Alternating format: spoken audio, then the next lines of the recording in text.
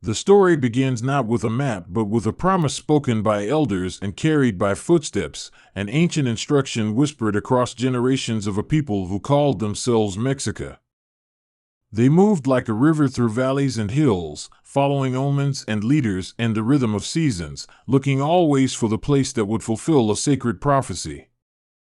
That prophecy was simple and strange: a bird of prey perched on a prickly pear cactus, devouring a snake, marking the site where they should set down roots and build their city.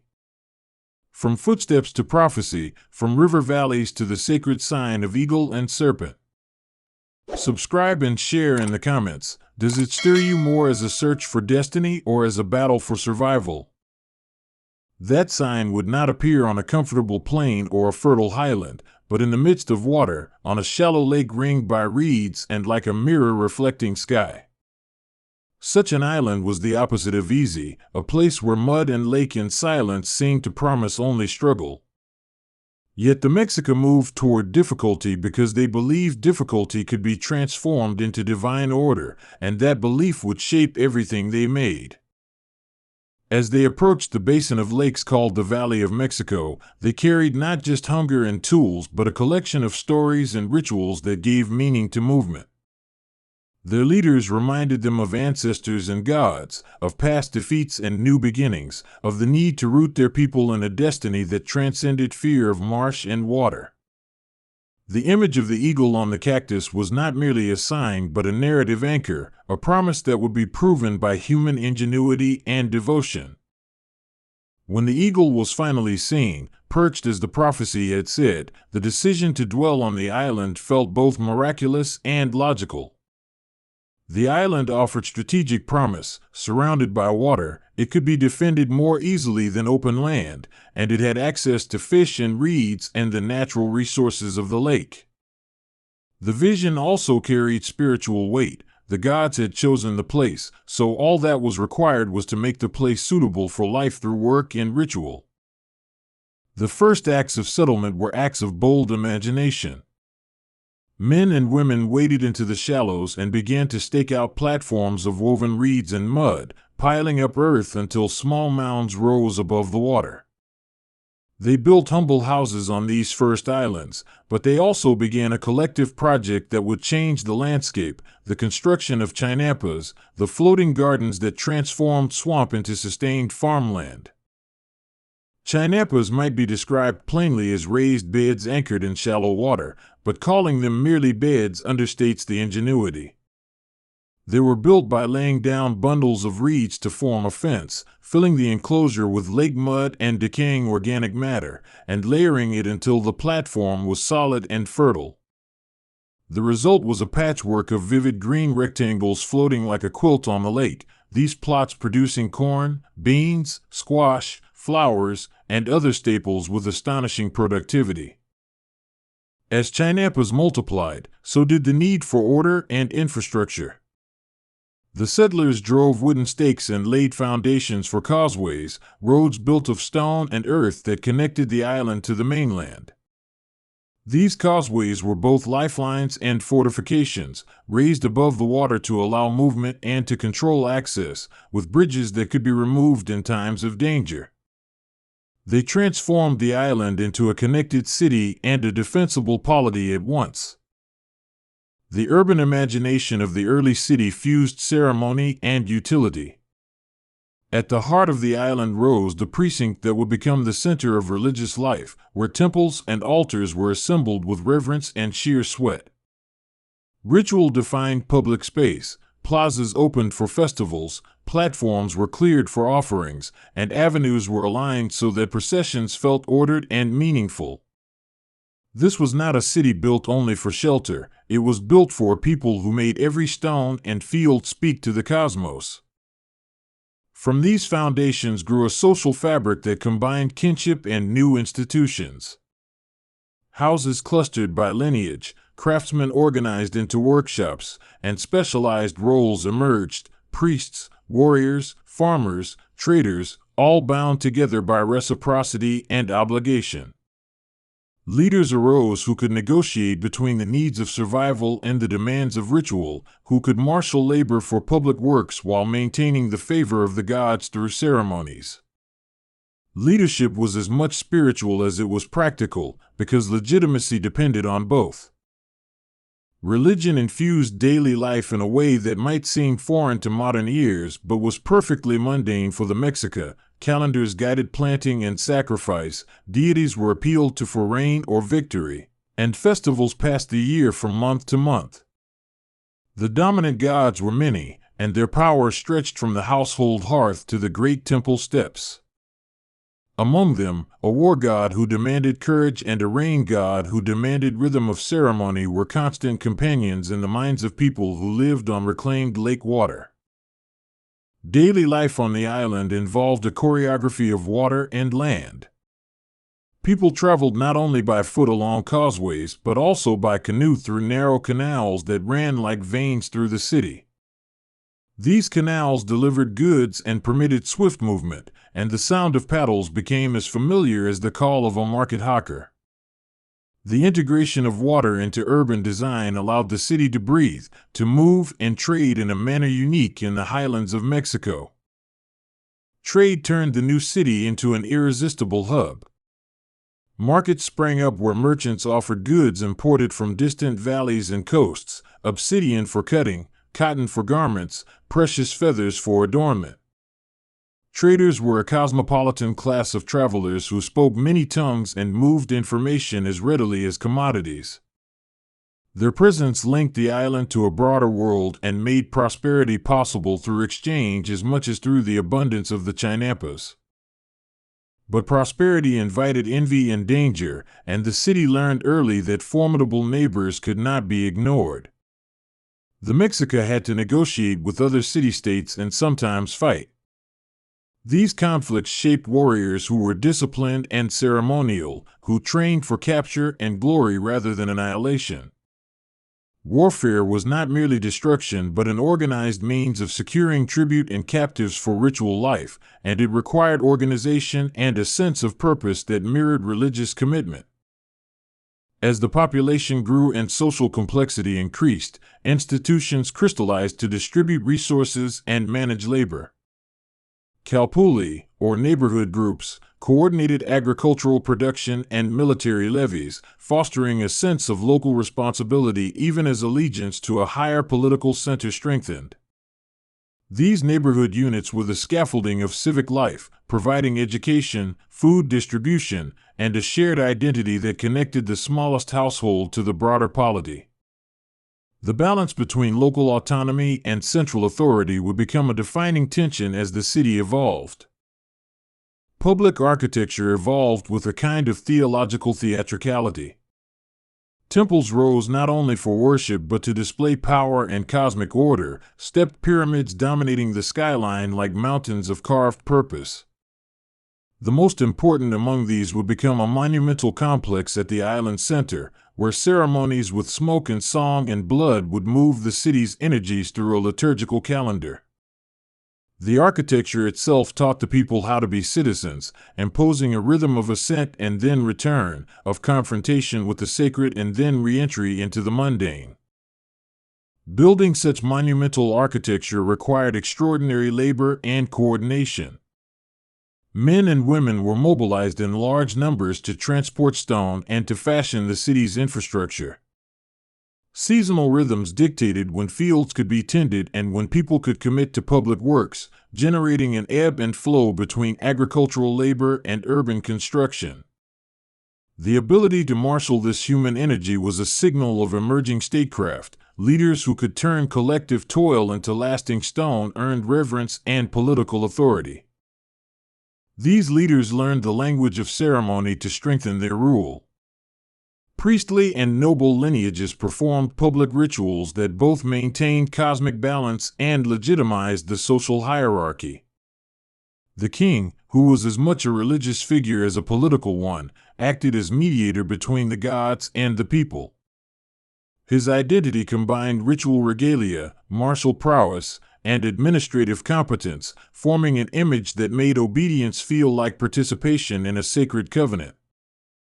The island was not static, it expanded outward and upward. The first humble reed mounds became solidly integrated into a continuously growing urban network that reached toward higher and drier shorelines. Engineers and laborers built causeways with sluices and bridges, and they dredged canals to maintain water flow and to prevent stagnation. Their work kept the lake healthy and the city viable, and it reflected a remarkable understanding of hydrology and urban maintenance.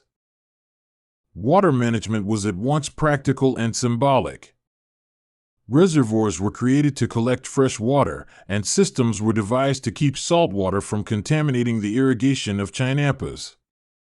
This careful tending of the lake resonated with religious metaphors of cleansing and renewal, blending technical know-how with the language of ritual.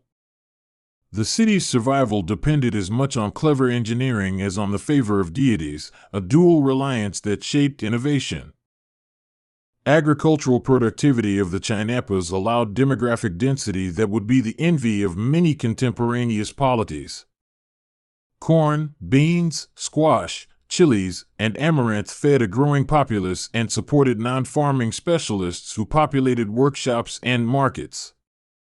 The abundance created by the floating fields underwrote a complexity in social roles and cultural life rarely seen in inland highland societies.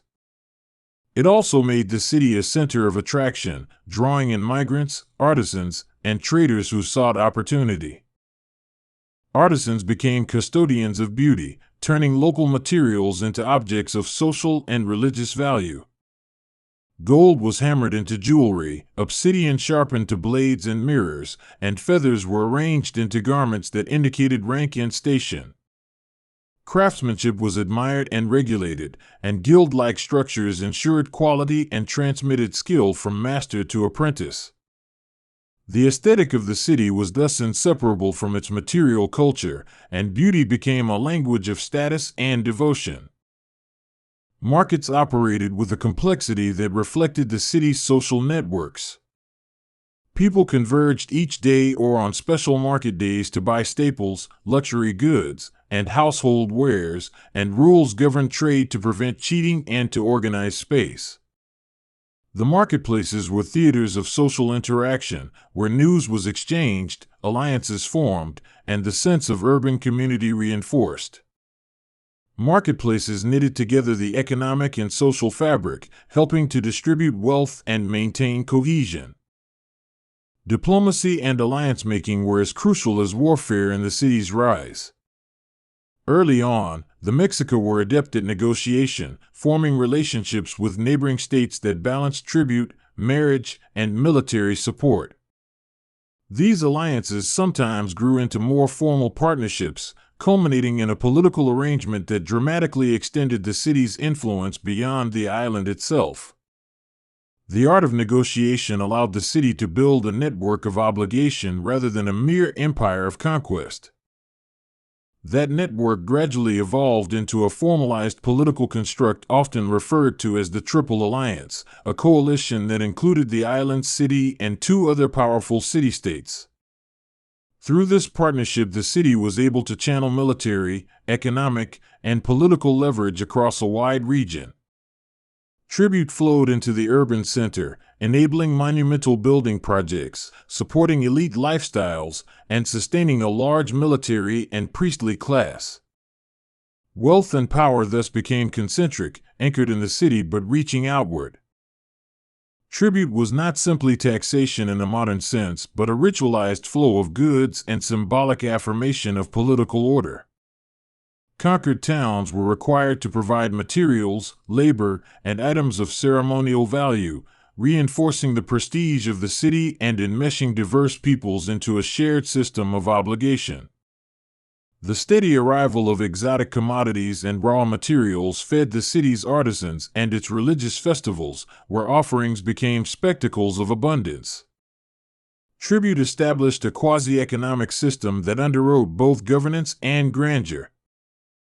Military expansion followed a logic that combined pragmatism and ideology. The city cultivated a disciplined warrior culture that prized capture of enemies alive rather than wholesale slaughter, because captives served a higher ritual purpose. Warriors trained from youth in camps that taught tactics, endurance, and ceremonial procedure, and war expeditions were often carefully planned affairs with political and religious goals. This form of warfare allowed the state to expand its reach while integrating new populations under a common ritual regime. As the city absorbed more territory and people, it faced challenges of governance that required administrative innovation. Officials were appointed to collect tribute, adjudicate disputes, and organize public works, creating bureaucratic layers beneath the royal and priestly elite. Record-keeping used pictorial codices and mnemonic devices to monitor resources and obligations, balancing memory and material administration. This growing bureaucracy was the soft tissue that enabled a complex polity to function across distance. Intellectual life flourished in tandem with political and economic growth. Scholars and scribes studied calendars, astronomy, and poetry, cultivating a learned class that could interpret omens and plan festivals at precise moments. The calendar itself, a matrix of ritual and agricultural cycles, organized time and made civic life legible to priests and rulers. Knowledge became a source of power, as those who could read seasons and signs guided decisions about planting, war, and ceremony. The ritual rhythm of the city created a cycle of festivals that punctuated the year with color and intensity. Each festival involved music, dance, feasting, and often offerings that dramatized the relationship between humans and the divine.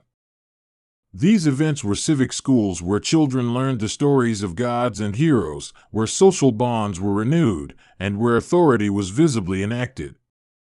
Through these communal rituals, the people rehearsed their place in a larger cosmic drama. Women played vital roles within family and public life, mediating economic exchanges, weaving textiles, nurturing children, and participating in religious rites. Some women attained prominence through marriage alliances or through roles as priestesses, and their work in textile production was both economically significant and culturally revered. While the public sphere tilted toward male leadership in warfare and high politics, women's labor sustained households and contributed to the cultural continuity of the city. Their influence, sometimes subtle and sometimes public, helped to shape the city's character. Children were socialized into the civic order through education that combined practical skills and moral instruction. Boys and girls learned songs, prayers, and trade skills, and formal schools taught the discipline required for future roles in the military, priesthood, or trade. Education was therefore a civic duty, designed to reproduce a capable citizenry who could contribute to the city's complex functions. Through this institutional preparation, the city's values and techniques were carried forward. Religious specialists maintained a calendar of rituals that required exact timing and adherence to tradition. They interpreted eclipses and planetary motions, recommended fasts, and oversaw ceremonies aimed at sustaining the gods' favor. The knowledge was authoritative because society agreed that maintenance of cosmic harmony depended on proper ritual action. In this way, religion was not external to governance but a core mechanism of social cohesion. Music and song provided an auditory architecture for civic life, with drums and flutes punctuating processions and ceremonies. Professional musicians performed in courts and temples, their compositions aligning the human voice with the rhythms of the cosmos. Music marked the boundaries between sacred time and ordinary time, signaling transitions in ritual and daily life. It made the city's rituals visceral, embedding them in bodies as much as in memory. Feeding a dense population required not only chinampas but also systems of storage and distribution. Granaries and warehouses held surplus corn and other staples to be released in lean seasons or in response to famine. The management of food supplies became a test of governance, and successful oversight of provision reinforced the legitimacy of rulers who could protect people from hunger. The city thus combined agricultural innovation with logistical sophistication. The urban skyline changed as forms of power expressed themselves in stone. Elite residences, palace complexes, and administrative buildings rose alongside temples and workshops, creating distinct neighborhoods of function and class. The elite displayed their status through elaborate houses, decorated with murals and costly goods, while artisans lived near their workshops, and fishermen kept close to the watery edges. Spatial arrangement thus reflected social order, with proximity to the sacred center indicating social standing. Art and iconography became languages of power, with motifs repeated on temple facades, pottery, and codices. Images of deities, jaguars, eagles, and serpents conveyed both mythological meaning and political messages about strength, fertility, and heavenly sanction. Symbols operated as compact stories that could be read by many, transmitting ideals and histories without the need for spoken words. Visual culture became a mass pedagogy that taught people their place in a divinely ordered world. The growth of the city invited migration and diverse populations, and with diversity came new cultural exchanges and tensions. Immigrants brought techniques, foods, and beliefs that were sometimes incorporated and sometimes resisted. The city's ability to absorb new elements while maintaining a coherent political and religious core was a hallmark of its success. Integration was pragmatic. Syncretism in rituals and economy allowed the city to adapt while preserving its core identity. Public health was a constant concern in a dense lakeside environment, where waterborne disease and sanitation required attention. Public bathhouses, systems for draining and maintaining canals, and regulations around waste helped manage the risk. Medicine combined herbal knowledge with spiritual practice, as healers used plants and rituals together to treat illness. The city's approach to health mixed empirical observation with belief, reflecting a worldview in which the natural and the supernatural were intertwined. Language and literature were mediums of memory and authority, with poets and chroniclers composing songs that narrated heroic deeds and genealogies. Oral history and pictorial codices worked in tandem to record events and assert the legitimacy of rulers and lineages. These records served to instill a sense of shared past and to validate the present order, making history a living instrument of politics and identity. Memory thus became a political technology in the hands of those who shaped public narratives. Technological craft advanced alongside aesthetic refinement. Stonecutters learned to work granites and limestones with precision, masons organized labor for monumental projects, and engineers advanced drainage techniques to protect the city from the changing moods of the lake. Such proficiencies were not mere tools but repositories of communal skill transmitted across generations, forming a kind of technological memory. The city's resilience depended on this accumulated practical knowledge. Religious festivals at the Great Temple were spectacles that combined theater and sacrifice, music and choreography in a dense sensory environment. Participants and spectators moved within a carefully staged dramaturgy that dramatized cosmic themes of life, death, and renewal. The experience was meant to be immersive, convincing even skeptics that the city operated within a universe managed by gods who could be appeased and who required devotion. Such rituals reinforced social hierarchies while providing cathartic communal experiences. The island's defensive virtues were tested repeatedly, and its leaders honed strategies to protect and to project power. Fortifications along causeways, watchtowers, and militia training created a layered defense, while diplomatic relationships minimized the threats of sustained siege. The military prowess of the city carried not only the capacity to secure borders but also the symbolic authority necessary for collecting tribute. Its ability to defend itself and to strike beyond its shores was central to its imperial ambitions. As the city's influence spread through alliance and conquest, it absorbed not only tribute but administrative responsibilities. It had to standardize systems of measurement, taxation, and legal codes across diverse territories, a challenging enterprise that required both coercion and legitimacy. Local elites continued to manage day-to-day affairs, but they did so within a new framework that acknowledged the authority of the central polity. The negotiation between local autonomy and imperial integration became a constant theme of governance. Religion adapted as influence expanded, incorporating deities and rites from conquered peoples while promoting central cults that legitimized the imperial center. Syncretism served both spiritual and political ends. It allowed diverse communities to feel recognized while reinforcing the central city as the axis mundi, the world's pivot. This selective incorporation was a kind of cultural diplomacy that eased the process of imperial expansion. The city's religious diversity thus became a controlled pluralism under the aegis of a core cosmology. Civic festivals evolved to include offerings from distant provinces, making public ceremonies even more elaborate and symbolically pan-regional. Exotic goods arrived as tribute to be showcased and redistributed during festivals, transforming local celebrations into displays of imperial reach. The spectacle of abundance linked sacred ritual to the political economy, showing citizens and subjects alike that the gods favored the state. Through ritual spectacle, the city broadcast its power and ordained its place at the center of a sprawling world.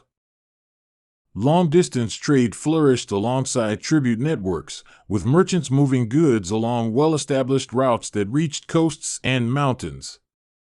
Luxury commodities, feathers, cacao, shells, traversed these routes, enriching elite consumption and sustaining specialized crafts.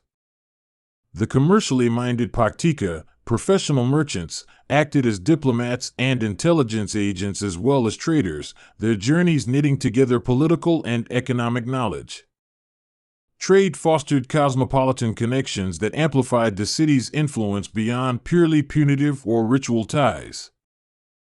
Literacy in pictorial form allowed the administration to keep complicated tribute records and legal decrees, a necessity for a polity that managed resources across heterogeneous regions. Scribes enacted a visual bureaucracy, encoding obligations and transactions in symbols that could be read by trained eyes. This system ensured accountability and continuity, enabling rulers to plan and to justify public expenditure. Administrative clarity became a pillar of governance, sustaining both the city's infrastructure and its legitimacy. Public spaces were designed to choreograph civic life and reinforce social hierarchies. Plazas, market squares, and temple courtyards were stages for political and ritual theater where elites displayed authority and where ordinary citizens participated in sanctioned gatherings. Spatial design translated ideology into everyday movement, teaching through architecture where one belonged in the social order. The city was thus a pedagogy of place, instructing its inhabitants by layout and ritual. The city's artistic production included monumental sculpture that both recorded history and embodied theological concepts. Stone reliefs narrated conquests and genealogies, while sculpted effigies represented gods with fierce or compassionate visages meant to evoke reverence.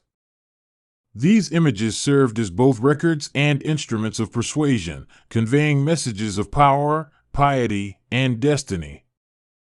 Material culture became a language through which the polity spoke to itself and to subjects beyond its borders. Environmental management became more sophisticated as the city matured, with measures to control flooding, sedimentation, and water quality. The lake was not a fixed entity but a mutable landscape that required constant tending, dredging, and embankment repair. Maintaining the Chinampa system required regular replenishment of mud and vegetation, and communal labor was organized to sustain these cycles. Environmental stewardship was thus a civic responsibility that linked daily toil to long-term survival.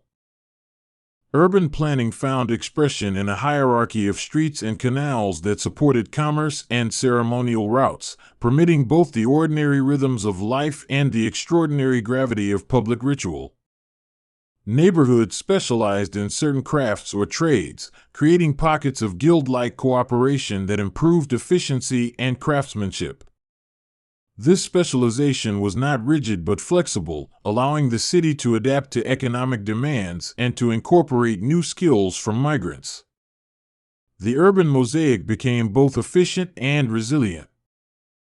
As the population swelled, social stratification intensified, with elites living in larger compounds and commoners occupying simpler dwellings.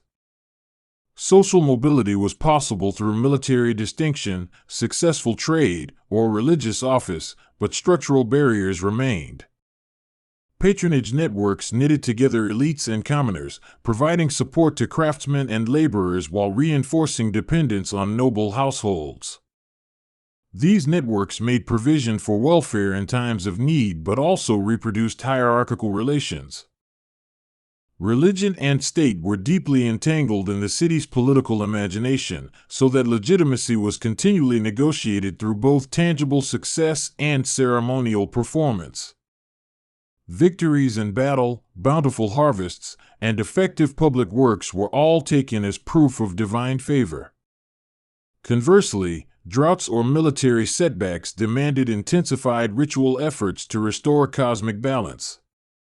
The state therefore had to be both materially competent and ritually persuasive. Education and ritual training became institutionalized for select classes, creating specialists who could manage temples, legal codes, and military strategy. This professionalization made governance more efficient and created a class whose identity was bound to public service. The training combined practical skills with moral instruction, teaching them to wield power responsibly, or at least to appear responsible. The institutionalized reproduction of elites secured continuity across generations. Public communication rested on ritual spectacle, speeches, and symbolic displays rather than mass media, and these performances shaped public opinion and loyalty. Messages were transmitted through festivals, proclamations and plazas, and the visible deployment of wealth and power. In a city where literacy was limited to specialized classes, visual and performative rhetoric was essential to maintain cohesion. Authority thus relied on sight and sound, on what people could see and feel in public space. The city's intellectual life yielded poets and philosophers whose verses explored themes of transience, honor, and the sacred. Poets were revered for their ability to compress cosmic truths into compact language that could be deployed in court and ceremony. These literary traditions preserved ethical debates and collective memory, giving citizens a vocabulary for reflecting on human destiny. Culture became a repository for reflection, a mirror in which the city saw itself and its aspirations. Craftsmanship evolved to incorporate distant materials into local art, blending techniques and motifs into a hybrid aesthetic that signaled both regional identity and cosmopolitan reach. Ceramics, textiles, and metalwork demonstrated technical ingenuity and stylistic virtuosity, markers of a society that prized both utility and beauty. Such material culture circulated as gifts, tribute, and trade goods, embedding the city's artistic influence across its network of relationships. The spread of its art reinforced the city's soft power. Religious institutions retained profound control over the calendar of civic life, and the interlocking cycles of feasts structured labor and civic obligations. Priests scheduled festivals so that they would not conflict with agricultural cycles, binding spirituality to the pragmatic needs of the polity. This temporal ordering ensured that religious life complemented economic and political stability, aligning the sacred with the seasons. Ritual time thus became a governance technology, coordinating a complex society through shared rhythms. The city developed legal mechanisms to adjudicate disputes and regulate public life, with courts and officials responsible for enforcing norms. Justice was administered through a combination of customary law and state decree, with penalties scaled to offenses and social standing. Legal authority buttressed the rule of the rulers, but legal norms also clarified expectations for ordinary citizens, providing a shared framework for settling conflicts. Law contributed to social predictability and civic trust. Military and ceremonial calendars overlapped, as campaigns were often timed to ritual cycles to ensure divine favor. War leaders consulted priests for auspicious days and presented captives as sacrificial offerings whose exchange reinforced the spiritual foundations of conquest. This fusion of war and worship made military success a public and religious event, lending moral legitimacy to expansionist policies. Through ritual integration, the state sanctified its military aims. As the city reached an imperial scale, it became an engine of redistribution, channeling wealth outward in the form of trade and tribute while concentrating prestige and power within its core. This economic dynamism supported a vibrant civic life, but also created dependencies and resentments among subject communities.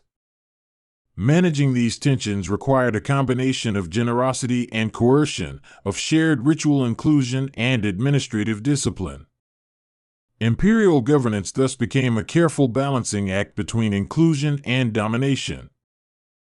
At the heart of the island, the great temple complex accumulated layers of meaning as its stones recorded victories, offerings, and rites performed over generations.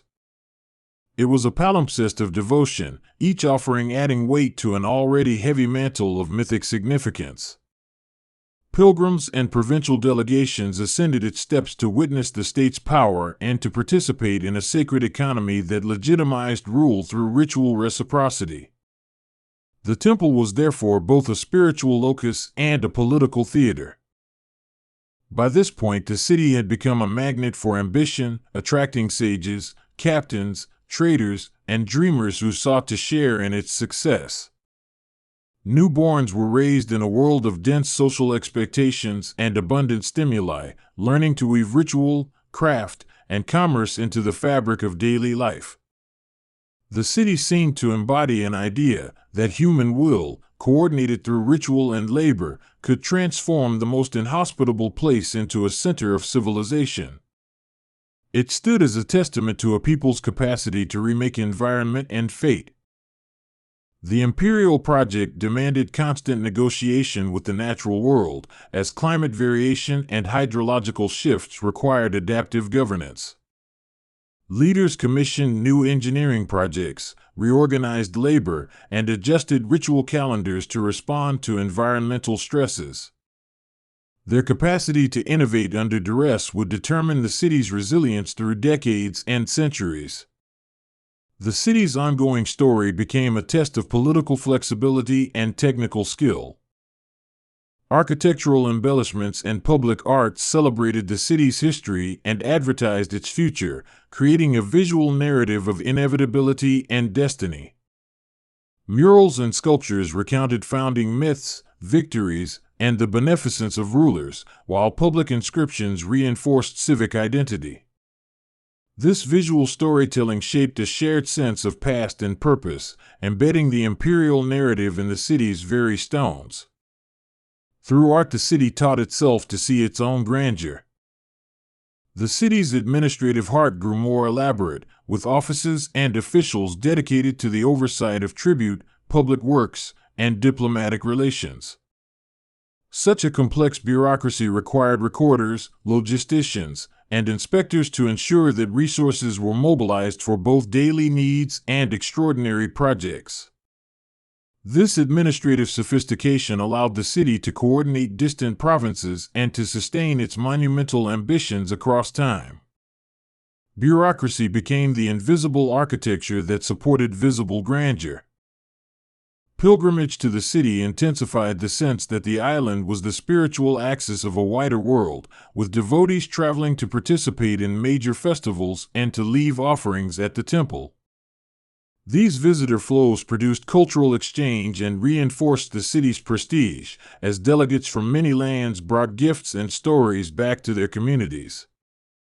Pilgrimage made cultural diffusion a two-way street, spreading the city's influence while bringing new elements into its religious and artistic repertoire. The city thus became both exporter and importer of meaning. Environmental engineering continued to be a central concern as sedimentation, fluctuating water levels, and ecological degradation threatened the delicate balance of the lake system. Technicians, priests, and laborers worked together to dredge canals, reinforce dikes, and maintain the fertility of chinampas. Their work was relentless and unpaid for spectacle. It was the daily labor that made spectacle possible. The city's future depended on a perpetual choreography of maintenance and renewal. Ideas about kingship matured as the city institutionalized practices that made succession and governance less arbitrary, even as power remained concentrated in noble hands. Rituals of coronation, public display, and legal tradition helped to stabilize transitions of authority. At the same time, factionalism and rivalry persisted, as elite competition for status could erupt into political crisis. The polity's stability thus rested on a constant negotiation between tradition and ambition. As the city shaped the region, its cultural forms, artistic styles, religious practices, administrative habits radiated outward, influencing neighboring peoples and creating a recognizable cultural sphere. This diffusion was not simple domination but a complex interaction of emulation, adaptation, and resistance. The city's culture thus became a kind of lingua franca for a broad geography, articulating a shared set of references and values. It was an empire not merely of coercion but of cultural magnetism. In the final measure of its ascendancy, the city stood as a remarkable human achievement, an enormous urban center, engineered into a lake, governed by a combination of ritual legitimacy and administrative competence, radiating power through diplomacy, warfare, and cultural influence. Its rise from a prophetic vision to an imperial hub was a saga of labor, ingenuity, ceremony, and negotiation with the natural world. To listen to that story is to hear how human imagination and communal organization can transform place into polity, and how a single eagle on a cactus could become the seed of an empire. The city rose like a question on the water, a ribbon of causeways and reed mats and floating gardens where the lake breathed and the sky answered. In the hush before dawn, fishermen pushed their canoes through mist that clung to the surface like a living memory, and the reflection of temples trembled with each stroke. Here, in the heart of the lake, the gods were not distant sculptures but neighbors whose moods could be read in the shimmer of ripples and the weight of clouds that gathered at the horizon. People moved through this watery world as if walking through the very thoughts of divinities, and in that movement faith and power braided together so tightly they were sometimes indistinguishable. This is the story of a lake turned into an empire's heart. Subscribe and let us know in the comments, do you feel its heart beating stronger in the work of the people or in the presence of the gods? The founding of Tenochtitlan is remembered as a vision made of hunger and prophecy, a people searching for a place promised by an eagle perched on a cactus with a snake in its beak. That emblem became a living map, and the island of reeds became a city because priests proclaimed it the sign from Huitzilopochtli, the hummingbird god of war and sun. The story is not merely a quaint origin tale, it is a legal charter, a celestial warrant that legitimized power and demanded acts consistent with divine will. To live in Tenochtitlan was to accept that your city had been commissioned by gods whose needs, and whose language, would structure public life. Huitzilopochtli's presence is a constant drumbeat in the city, a sun that required motion and sustenance. Warriors dedicated their victories to him, and the warrior class wore the symbols of hummingbirds and eagles as if borrowing a fragment of the god's speed and ferocity. He was not only a symbol of conquest but a cosmic necessity. The sun needed fuel, and in the Mexica understanding, human blood and captured hearts were the heat that fed the world. That conviction gave rise to rituals that were both awe-inspiring and terrifying, held at the center of a city that was proud of its order and unflinching in the face of cosmic obligation. Across the square from Huitzilopochtli's towering presence stood another realm of need, Tlaloc, the rain god, keeper of storms and the element that allowed maize to swell within the soil. Tlaloc's face could be both generous and terrible. He sent gentle rains to bring plump ears and sudden floods that could drown fields and houses. In his temples were vessels and images glittering with the colors of water and earth, and offerings for him were often fresh, living things, children, and some accounts, thought to be dear to his watery soul. For Tlaloc's favor, the city made a different kind of payment, one tied to the rhythms of planting and harvest and to the very survival of a people who depended on maize and the cadence of seasons. Between these titans of sun and rain the Templo Mayor rose, a double staircase of stone that was a metaphor made real, two shrines beside one another, two essential demands of life represented in mortar and dedication. One side faced the sun's ambition, the other opened like a mouth to the skies that gave moisture. To stand at the base of those stairs was to feel the compression of entire cosmologies, and the rituals performed there were not private devotions but public demonstrations of the city's identity. Pilgrims and traders, artisans and children, all passed beneath the shadow of those stairways, participating in a rhythm that aligned the human world with the wills of gods. The architecture itself was a language. Every feather tile, every inset of turquoise, every carving of a serpent told a story of lineage and obligation.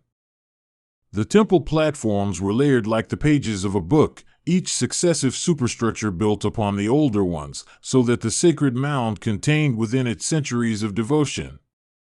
To rebuild was to refresh the covenant with the gods, to place fresh stone upon memories, and to remind a populace that their city was continuously being renewed by sacred hands. This was how the past was made present, and how continuity became an act of worship. Priests were the translators between the caprices of divinity and the administrative needs of empire. Their knowledge extended from complex calendars to the correct color of pigments, the proper sequence of chants, and the exact moment when a sacrifice must be offered. They trained in houses of learning where glyphs and songs and herbal knowledge were passed from elder to initiate in long nights lit only by tallow and stars. Their authority was not simply spiritual. Priests were political actors who advised rulers, blessed military campaigns, and ensured that public ceremonies were enacted with near-military precision. Ceremony in Tenochtitlan was spectacle and mechanism, an artful performance with the serious purpose of ordering the cosmos. Drums and conch trumpets called the city to attention, dancers in headdresses stamped rhythms that matched the beating of the heart of the sacrificial victim. Costumes were luxurious and symbolic, sewn with feathers, jaguar pelts, and cotton embroidered with tiny patterns that told genealogies and myth. The senses were overloaded on purpose, scent, color, sound, so that participants would be fully present in a world where the line between the earthly and the sacred was deliberately blurred. Central to many rites was the offering of human life, an idea that shocks modern listeners because we translate it against our own moral maps. For the Mexica, however, the taking of life had a logic entwined with reciprocity. The gods had given life, and life had to be returned in a form the gods recognized. This was not cruelty divorced from meaning, but a demanding theology in which blood was the language of exchange, and the heart was the most eloquent phrase. The state orchestrated these rituals as acts of care for the world. The victim, often a captive, was as much a central figure in the redemptive drama as any king or priest. Captives came to the city through warfare, through the so-called ritualized conflicts known as the Flower Wars, encounters that were partly staged and partly deadly earnest. Warriors sought to take prisoners alive, because a living body could be presented with suffering and dignity before the gods. A captive's fear, bravery, or composure were all observed and, in ways the Mexica believed mattered, woven into the offering's efficacy.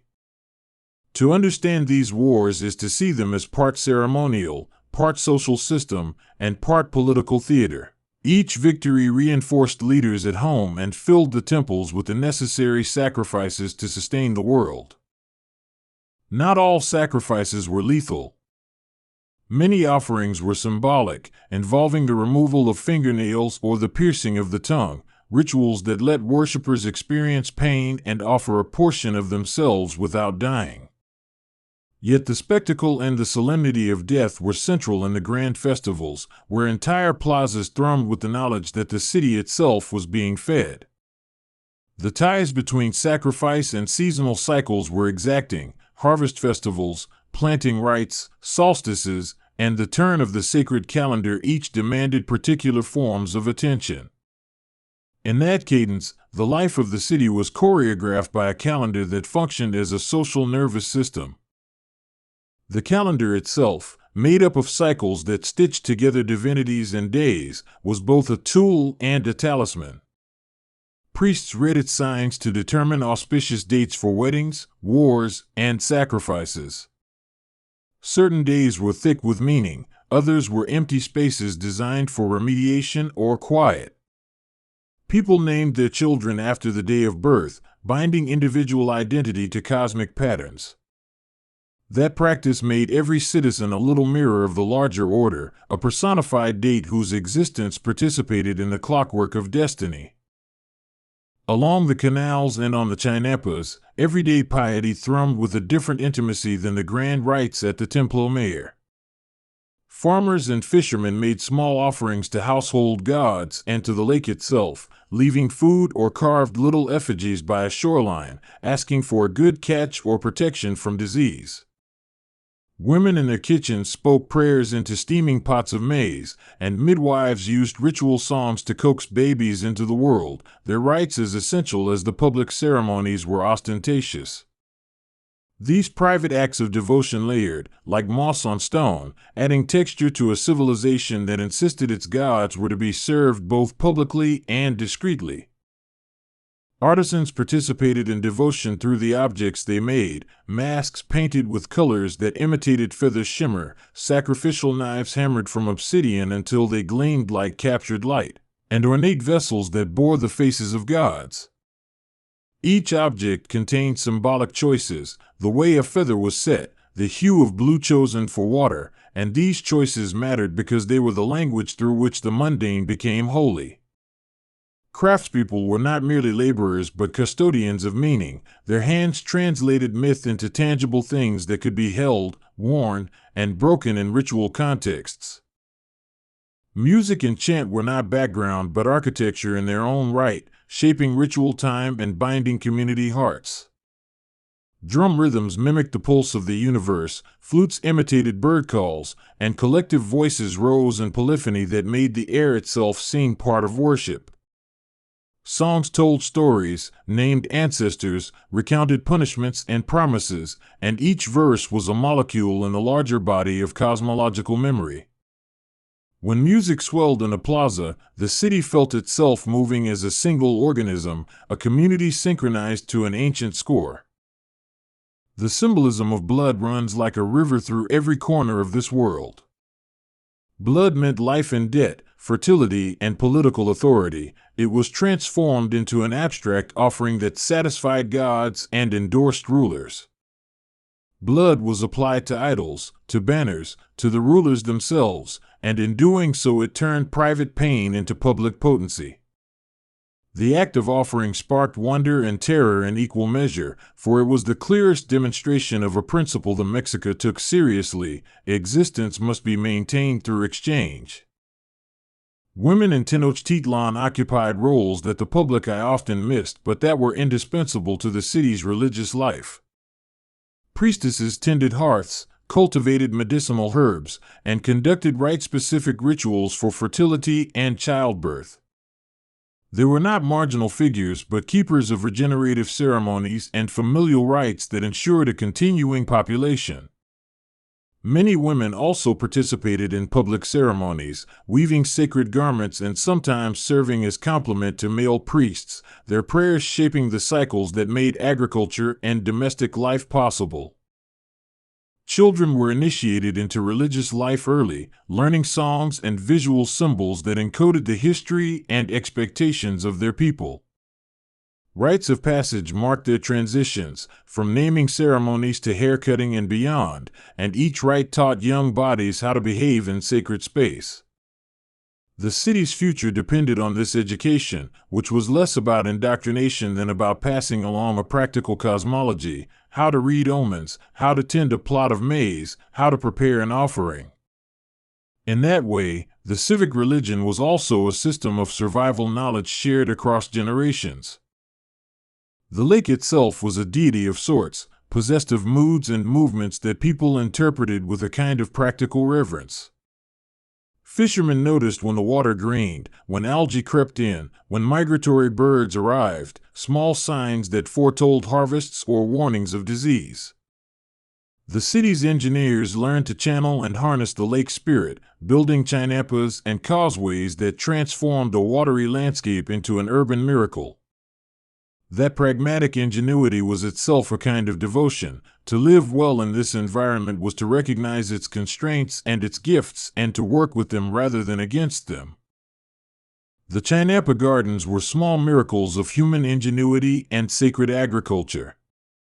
On those raised plots the soil remained rich, and the crops thrived year-round, their fertility a testament to careful stewardship. Farmers offered small tokens to the earth for each harvest, leaving a portion of produce or weaving tiny effigies into the soil, acknowledging that even the most controlled garden had to be courted. The abundance from those plots fed the city and fueled its rituals. Without that sustenance, many of the grand ceremonies would have been unsustainable. Ceremonial objects were suffused with color because color was a theological language. Turquoise signified water and fertility, red symbolized blood and the sun, black stood for earth and night. Priests and rulers selected hues with the deliberation of theologians, cognizant that color could activate a viewer's emotions and reinforce a myth in a single glance. The city itself was thus a moving fresco of meaning, with streets and plazas painted in palettes that tuned the collective imagination to certain stories and moods. The rulers of Tenochtitlan used religion to cement their power, but they also genuinely participated in worship as devotees. Kings performed rites, wore crowns studded with mythic references, and were often portrayed as intermediaries between human and divine. Their legitimacy relied on their ability to both lead in war and to maintain ritual propriety. A king who failed to enact the sacred duties risked not only political rebellion but cosmic disfavor. Consequently, rulership and priesthood were sometimes distinct, sometimes fused, but always entangled in a way that made the governance of the city a kind of living temple. Markets buzzed with religious exchange as well as mundane trade. One could buy food and incense, cloth and small effigies, all in the same square. Merchants carried goods from far-flung provinces, bringing with them new materials and new motifs and weaving them into the city's visual language. The market was an artery of cultural flow, where the sacred and the profane commingled, and in the throng you could see how devotion was sewn into daily needs. The circulation of goods paralleled the circulation of belief, each supporting and reshaping the other. Symbolic animals inhabited both the physical world and the spiritual. The eagle and the jaguar represented nobility and ferocity, the hummingbird embodied warlike swiftness, snakes signified renewal and earth. These creatures appeared in costumes, carved on stone, and defined social roles, and their imagery was a shorthand for virtue and capacity. When a young warrior donned a jaguar pelt, he didn't merely conceal his body, he invoked the animal's character and sought to temporarily become that thing in the service of duty and destiny. Tezcatlipoca, the smoking mirror, was a god of contradictions, patron of kings, deceiver, tempter, and force of fate. He could bring fortune and ruin, and his inscrutable counsel intimidated even the most confident leader. Temples to him contained obsidian mirrors and black stone that reflected both light and inner truth, and priests who served him were trained to interpret bodily omens and to speak cryptic truths that guided policy. Tezcatlipoca's presence suggested a cosmos that was not purely mechanical but threaded with caprice and mystery. Quetzalcoatl, the feathered serpent, was a mirror to Tezcatlipoca in many myths, a creator, a culture hero, a bringer of knowledge and arts. He represented a gentler strand of divinity, associated with wind, learning, and the refinement of society. Temples dedicated to him celebrated artisans and scribes, and his cult offered a model of leadership rooted in wisdom rather than pure force. The duality of gods like Quetzalcoatl and Tezcatlipoca shaped political rhetoric. Rulers could claim descent from either and thereby stake a claim on the type of authority they favored. Ritual cycles included the New Fire Ceremony, a dramatic event that reset time and renewed cosmic order in the minds of a population anxious about apocalypse. At prescribed intervals, people extinguished household fires and gathered in darkness, awaiting a symbolic rekindling that promised continued existence. The ceremony dramatized human dependence on the cosmos and vice versa, and it underscored the communal nature of faith. Survival was a matter of coordinated ritual work. Such events bound people to one another and to the memory that the universe was fragile and required constant tending. The role of fate and omen was pronounced in everyday decision-making. A storm at a certain hour could be read as approval or threat. An animal crossing one's path could presage triumph or loss. Priests maintained oracle houses and methods for divination that were consulted by merchants and nobles alike. These systems were not superstition in the way that modern listeners might dismiss them, but disciplined practices with rules, instruments, and trained interpreters. People lived with the knowledge that their choices were read by a wider semantic field, and that reading shaped action. In the plazas, the performative aspect of religion had an educational function as well. Through drama and ritual dance, myths were dramatized and moral lessons were taught without words of lessonizing.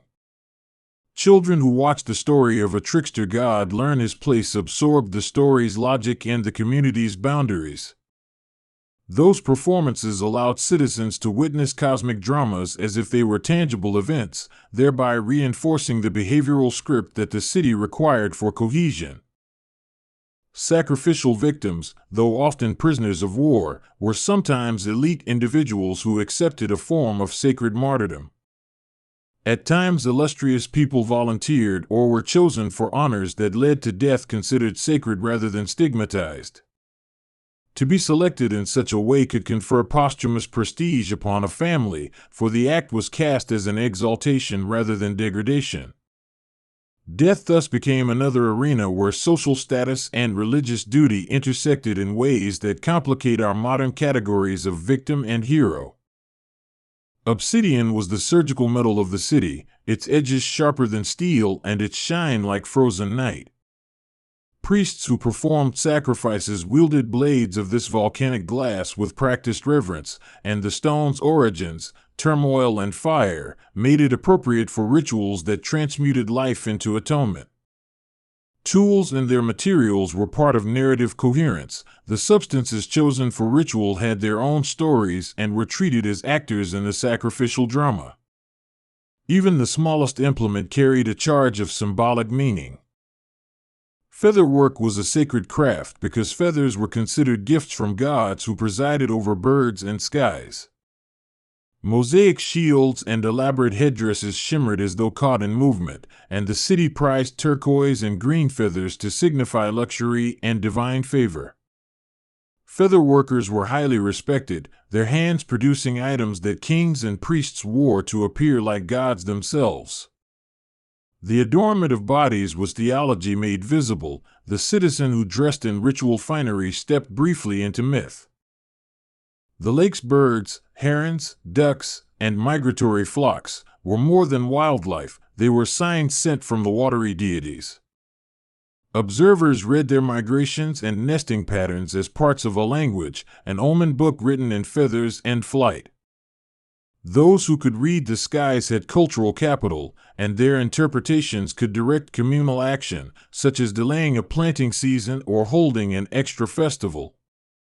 The line between environmental knowledge and spiritual insight was porous and productive in a world where weather and hunger were existential concerns.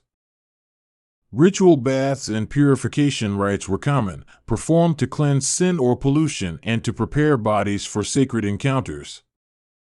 The act of washing before entering a temple created both physical cleanliness and symbolic readiness, and the priests who supervised these rites wielded authority as gatekeepers of spiritual hygiene.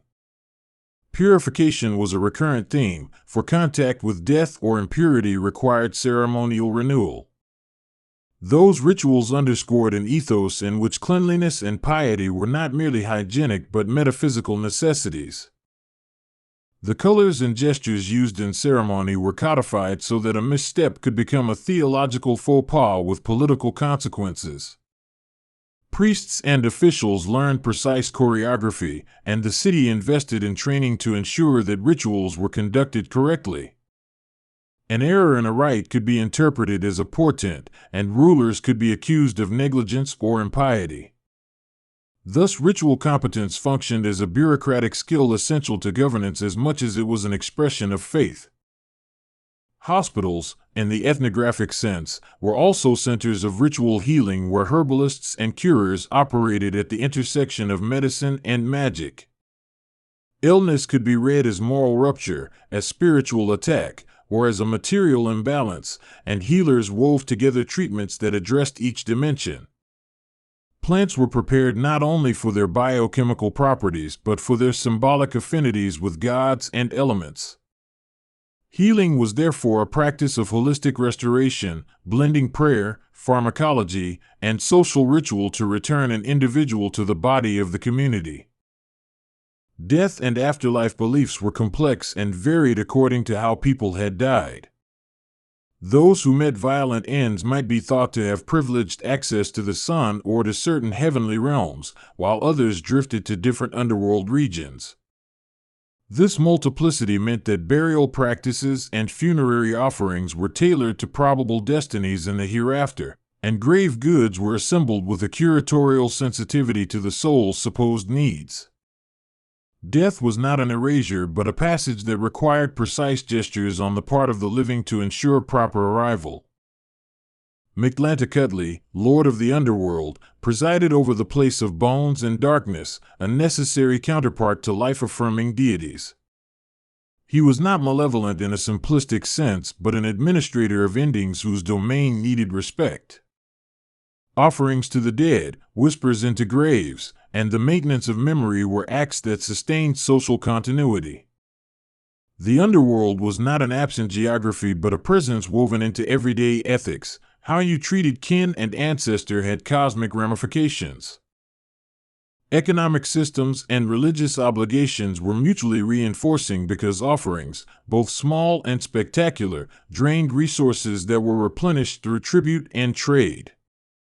Provinces under Mexica control supplied goods, captives, and wealth that funded festivals and temple building. In return, religious rites validated the ruling regime, making obedience a sacred obligation bound to cosmic well-being. Thus, economics and theology were co-authors of imperial policy. Tribute was at once tribute and sacrament. The arrival of Europeans in the early 16th century created an encounter that would challenge the city's cosmology and its institutions. The Spanish recorded what they saw through their own lenses, sometimes misunderstanding, sometimes translating Mexican ritual into their own theological terms. Those records are invaluable but imperfect, colored by missionary zeal and political motives. Still, through their eyes we glimpse the Templo Mayor and the plazas, and we see a civilization whose religiosity was not merely superstition but a comprehensive logic that organized social life. Archaeology in the modern era has added another layer of conversation, disinterring stone and bone to reconstruct patterns of worship that written sources only hinted at. Excavations of temples and burials have revealed offerings, bones, and artifacts that speak of ritual intensity. The material record corrects and complements the textual, and together they create a fuller portrait of a city that was both city and cathedral. Discoveries of human remains, sacrificial platforms, and sacred caches help explain how deeply embedded ritual was in the city's architecture and daily rhythm. Material traces, jaguar claws used as pendants, obsidian blades, fragments of feather mosaics, provide tactile proof of a culture that valued beauty as part of devotion. These objects help us imagine the sensory landscape of Tenochtitlan, the roughness of cotton, the stick of palm tallow, the sharp intake of breath before an offering. Each artifact recovered is a relay to human acts, a touch point that helps reconstruct not just the fact of ritual but its texture. Museums hold these pieces now, but when they were created they were made for gods and people who believed their roles mattered on the scale of the firmament.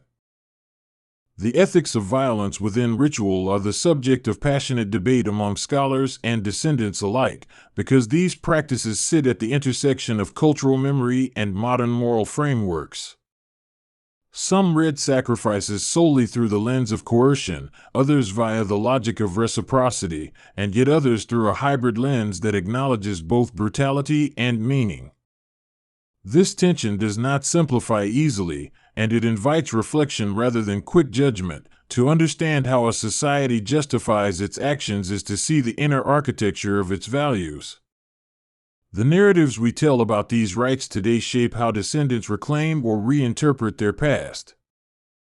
Public memory in Mexico is complex and layered, and the image of the eagle on a cactus still appears on a flag that traces symbolic lineage to Tenochtitlan's founding myth. The modern city that overlays the ruins, Mexico City, keeps the past in its streets and its names, even as the daily life of millions moves in global rhythms. Museums and ruins invite citizens to remember a history that is not merely distant but foundational, a past whose gods and practices still speak through ritual memory and national myth. The conversation between past and present is ongoing, alive with pride and unease alike. Religious practice in Tenochtitlan was participatory and performative in ways that made every citizen an actor in a communal drama. A laborer who carried a load of maize, a merchant who negotiated tribute, a mother who whispered a prayer, all participated in a living system that made the city move. This was not theater for a few but a total social experience in which everyday actions were folded into cosmic designs. The gods gave motives. The people answered by building a life that matched those motives, brick by brick and chant by chant. The visual arts, stone carving, murals, codices, were not merely decorative but acted as theological texts that taught and reminded. The codices, with their bright pigments and schematic glyphs, were maps of ritual time and genealogical memory. Because literacy was not universal, these images had to be legible to many eyes, and so they used a pictorial grammar that conveyed meaning through repetition and symbol. To look at a codex was to read a community's priorities, the festivals it held, the deities it feared and loved, the lineage of its rulers. The social architecture of the city, neighborhoods, guilds, market districts, intersected with religious life at multiple points. Each calpulli, or neighborhood unit, had its own shrines and patron deities, and these microcommunities formed the scaffolding on which larger urban rituals could be built. People's loyalties were divided and layered, to family, to neighborhood, to ruler, and to gods, and each level demanded different obligations. This overlapping of duties created a complex civic weave that made city governance both resilient and fragile. Feasts and fasts punctuated the religious calendar, moments of abundance followed by times of restraint that taught discipline and gratitude. The city hosted processions where images of gods were carried through streets amidst the shouts and songs of citizens. These processions tied disparate neighborhoods into a single body and allowed the gods to be seen in common. Such public parades were both political demonstrations of unity and spiritual renewals of the bonds between human and divine. Seasons and climate played roles that were not metaphorical but immediate. Drought could precipitate ceremonies so intense they changed the daily life of the population. During lean years, the number of public rites sometimes increased as a city desperate for rain or mercy sought to negotiate with an apparently indifferent sky. That intensity revealed a practical theology, and times of crisis ritual could be ramped up, demonstrating a belief in the efficacy of collective action. These moments showed how religion functioned as a social tool designed to mobilize resources and attention in a time of need. Pilgrimage was another way in which devotion took the form of movement through space. People traveled to sacred shrines within and beyond the city to ask favors, to heal, or to fulfill vows. Pilgrimages created networks of sacred geography and connected Tenochtitlan to surrounding regions in a web of religious ties. The act of walking together to a shrine reinforced communal bonds, and pilgrimage routes became arteries of cultural exchange. Each journey was itself a mini-ritual that reaffirmed the pilgrim's place in a larger order. The interplay between memory and monument was constant. Every new building, every rebuilt temple, was a material act of remembering that declared victory over time. Stone inscriptions and carved bas-reliefs told founding stories and recited conquests so that future generations would not forget who the city served and what it owed. Memory, encoded in rock, was a political asset and a religious imperative. It ensured that the past remained a resource for present decisions. Monuments were sermons made of stone, delivering messages of legitimacy and piety to all who would look. Even in the private sphere, belief shaped morality. Codes of conduct were often justified by reference to the gods, who were imagined as watching the behavior of men and women. Justice included ritual restitution and public penance, and laws were enforced with an eye to cosmic balance as much as civic order. In such a framework, law and religion are two languages that describe the same social contract. To break one was to endanger both. The sensory experience of a festival, the heat of sun, the sharp scent of copal incense, the glitter of mica, the stick of cacao on the tongue, left impressions designed to last. Festivals were immersive lessons in communal identity, teaching through sense and symbol rather than through argument. They embedded memory in bodies as much as in minds, creating habits and associations that persisted long after the spectacle ended. This embodiment of tradition made the city's rituals stubbornly durable against both change and forgetting. Foreign goods and foreign gods trickled into the city as trade and diplomacy introduced new objects and ideas. These new elements were rarely absorbed passively. They were interpreted, recontextualized, and often incorporated into existing frameworks. The result was a religion that could expand and morph, adopting novelties while preserving core cosmological assumptions. This adaptability explains, in part, the resilience of Mexican religion through fluctuating political fortunes. Education and apprenticeship were forms of devotion because they reproduced the techniques necessary for ritual life. Young men and women who trained as scribes, priests, or craftspeople dedicated years to mastery, and their teachers were as much spiritual guides as technical instructors. A community valued skill because the more competent the rituals, the better their chances of being efficacious. The long arc of apprenticeship ensured a continuity of ritual competence that could survive generational change. Cities and temples were also places of contestation, where rival claims to divine favor could become political issues. Competing factions used religious rhetoric and ceremony to delegitimize opponents and to sway public opinion. Sacred space could be weaponized, and the control of a shrine could be tantamount to civil authority. Religion, then, was not a peaceful refuge from politics, but one of the arenas in which political power was negotiated and displayed. Ritual specialists, whether priests, diviners, or healers, occupied social niches that required both charisma and accountability. Their authority depended on demonstrable expertise and on continued trust from the populace. Fraud or incompetence could erode their standing and cause social rupture, so these figures lived under the expectation of ethical conduct as much as ritual excellence. They were public servants of an uncommon kind, managing both mystery and public expectation. The city's end, when it came with European conquest, was a rupture so complete it disrupted the ritual calendar and dismantled the institutions that sustained it. Yet even in decline, many practices persisted underground or morphed into new syncretic forms, blending indigenous belief with imposed Christian structures. Those continuities show how religious identity can be tenacious, folding new elements into old frameworks to keep core meanings alive.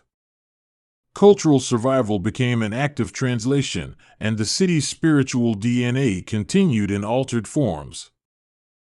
Modern descendants of Tenochtitlan's people still engage with these histories in ways that honor and interrogate the past. Festivals, myths, and the symbols of national identity recall and revive the lineage of the city's faith. Scholars and artists revisit these images, sometimes reclaiming them, sometimes rethinking them, and in that conversation the gods of the lake remain present, not as literal rulers but as metaphors that help people make sense of power, obligation, and sacrifice. Memory thus continues as a living, contested practice. To study the gods of Tenochtitlan is to study relationships between humans and gods, between leaders and subjects, between environment and city. These relationships were mediated through ritual, art, law, and daily practice, which made devotion a civic technology as much as a metaphysical stance. The city's spirituality was its infrastructure. It kept people fed, governed, and morally accountable. In that sense, the gods of the lake were both architects and inhabitants of a social order that strove to hold the fragile world together. When you imagine walking through the great plaza at dusk, you can almost hear the city, the dip of oars in long canoes, the murmur of supplications, the call of birds returning to reed beds. The smell of smoke from countless hearths rises as one long hymn, and the flicker of torchlight animates carved stone faces into something alive. In that instant you are close to understanding why faith and power were entwined so thoroughly, because the city's survival depended upon a shared conviction that their rituals mattered. Even if we cannot accept all of their assumptions, we can appreciate the coherence of the Mexico world, a system where sacrifice answered cosmic need and where city planning was an act of piety. Their gods were not abstractions but participants in daily life, entities to be appeased, consulted, and honored. The rituals and structures they built were responses to problems that any urban center faces: resource distribution, collective identity, social order. In that pragmatic sense, their theology is startlingly modern. Exploring the Templo Mayor today is an exercise in presence. Archaeology reveals both the grandeur and the human scale of worship. You see the stones and the steps and imagine the hands that placed them, and you sense the rituals that once unfolded on that stage. The ruins are fragments of a larger text that the living continue to interpret, each generation adding commentary and correction. Those stones are silent witnesses to a society that took its obligations to gods, neighbors, and the earth with enormous seriousness. The story of Tenochtitlan's gods is not a closed book but a continuing discourse between past and present, between excavation and interpretation, between reverence and critique. Listening to it is to eavesdrop on a civilization wrestling with universal questions: how to live together, how to pay debts to the forces that allow life, how to make a city stable in a precarious world. Their answers were ritualized, elaborated, and often extreme, but they were also sincere attempts to hold the community together in the face of famine, drought, and war. Buildings, objects, and bones speak to us about rites of devotion and instruments of power, but so do the stories people tell about them. Myth after myth, chant after chant, link everyday choices to cosmic stakes, and in that linkage we find a logic that gave meaning to sacrifice. Whether viewed as metaphor or as literal necessity, these narratives offer insight into a culture that derived social coherence from the conviction that the universe expected reciprocity. And so, when we think of the gods of the lake, we can see them as both demanding and compassionate, as arbiters of justice and as patrons of craft. They shaped a city that balanced technical ingenuity with ritual attentiveness, where engineering and prayer coexisted. The interplay of faith, power, and sacrifice created a civic body that was impressive in scale and profound in ambition, to sustain life by ensuring the favors of unseen forces. These stories do not resolve into tidy moral lessons, but they do teach us about the ways humans make meaning in uncertain worlds. Tenochtitlan reminds us that religion can be infrastructure, that devotion can be governance, and that sacrifice, literal or metaphorical, can be woven into the economy of survival. The city's gods asked much, and the people answered with architecture and song and a choreography of living that testifies to the energy of human belief. Walking back through the imagining of the city, you carry with you the echo of drums and the weight of stone, the scent of copal and the sight of feathered headdresses. You begin to see the city as a living organism whose organs were temples and whose blood was both tribute and ritual offering. The gods of the lake, then, were not only candidates of worship but mechanisms that coordinated a society within an unforgiving environment. To understand them is to recognize how deeply faith can be woven into the fabric of power and how sacrifice can be construed as both necessity and devotion. Even now, as the modern metropolis sprawls overhead, those ancient bonds persist in memory and practice, in murals and public ceremonies, in the way people name their children, and in the national emblems that recall a founding myth. The ruins are not simply relics but teachers, prompting question after question about how communities negotiate survival, identity, and the sacred. To listen to Tenochtitlan's story is to confront the endurance of human attempts to order existence through symbol and service.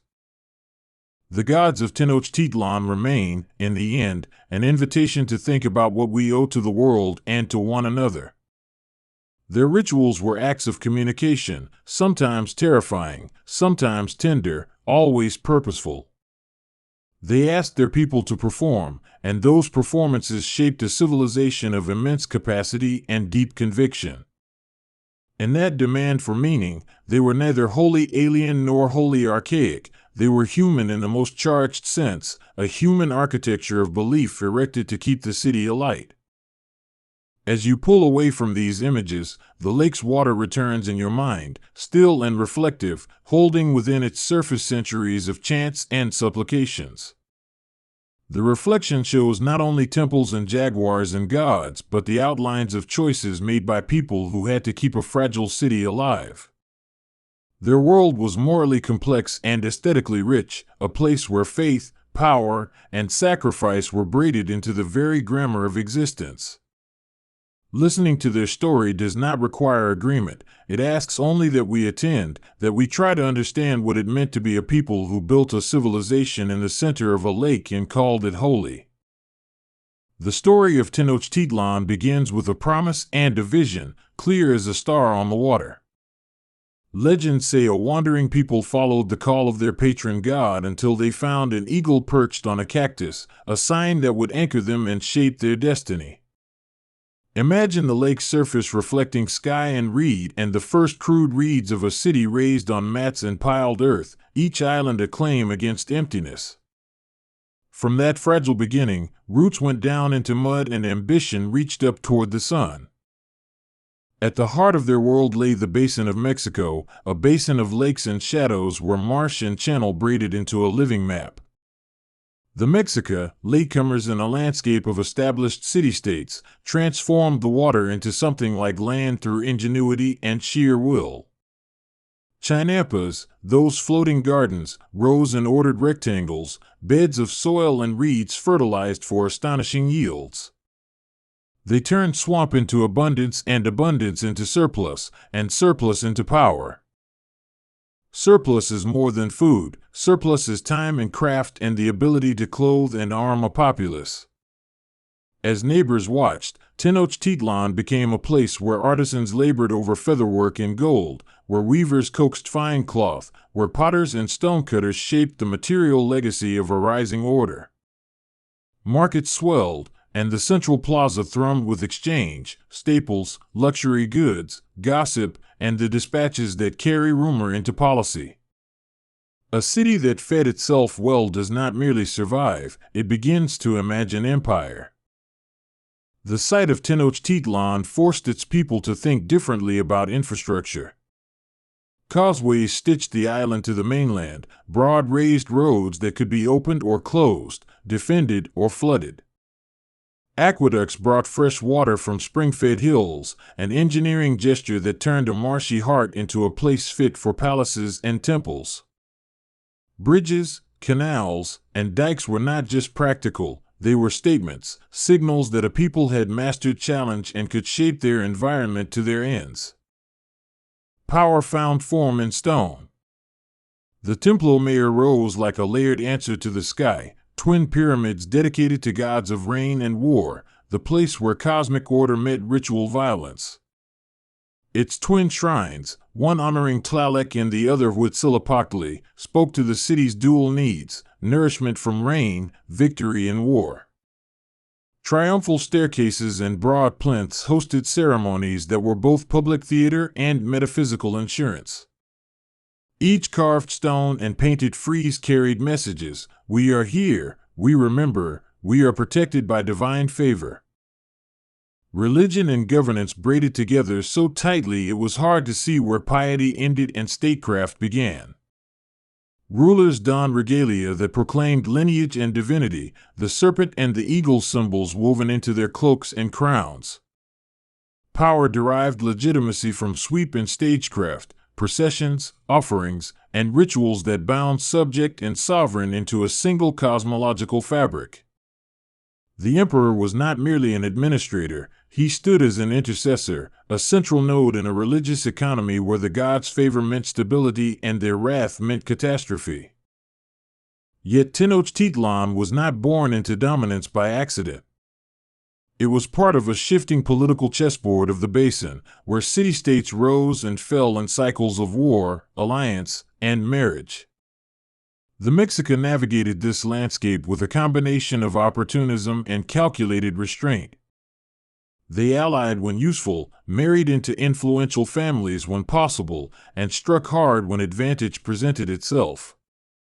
That pattern of diplomacy threaded through their rise, turning them from a marginalized group into a hegemonic power. One of the defining moves in their ascent was the creation of the Triple Alliance, a coalition that fused Tenochtitlan with neighboring Texcoco and Tlacopan. This alliance pooled resources and military might, enabling coordinated campaigns that expanded their reach across valleys and mountains. Tribute systems grew like a vast fiscal network, feeding the capital's appetite for grandeur and ritual. Tribute was raw power. It redistributed wealth, signaled dominance, and created a drip feed of goods that fed artisans, priests, and warriors alike. Military culture became the mechanism of expansion, but it was more than brute force. War among the Nahua peoples followed structured rules and aims, and the Mexica refined these into techniques and institutions. Warriors trained relentlessly, rising through ranks marked by trophies and distinctions, such as the Jaguar and Eagle societies that carried fierce prestige.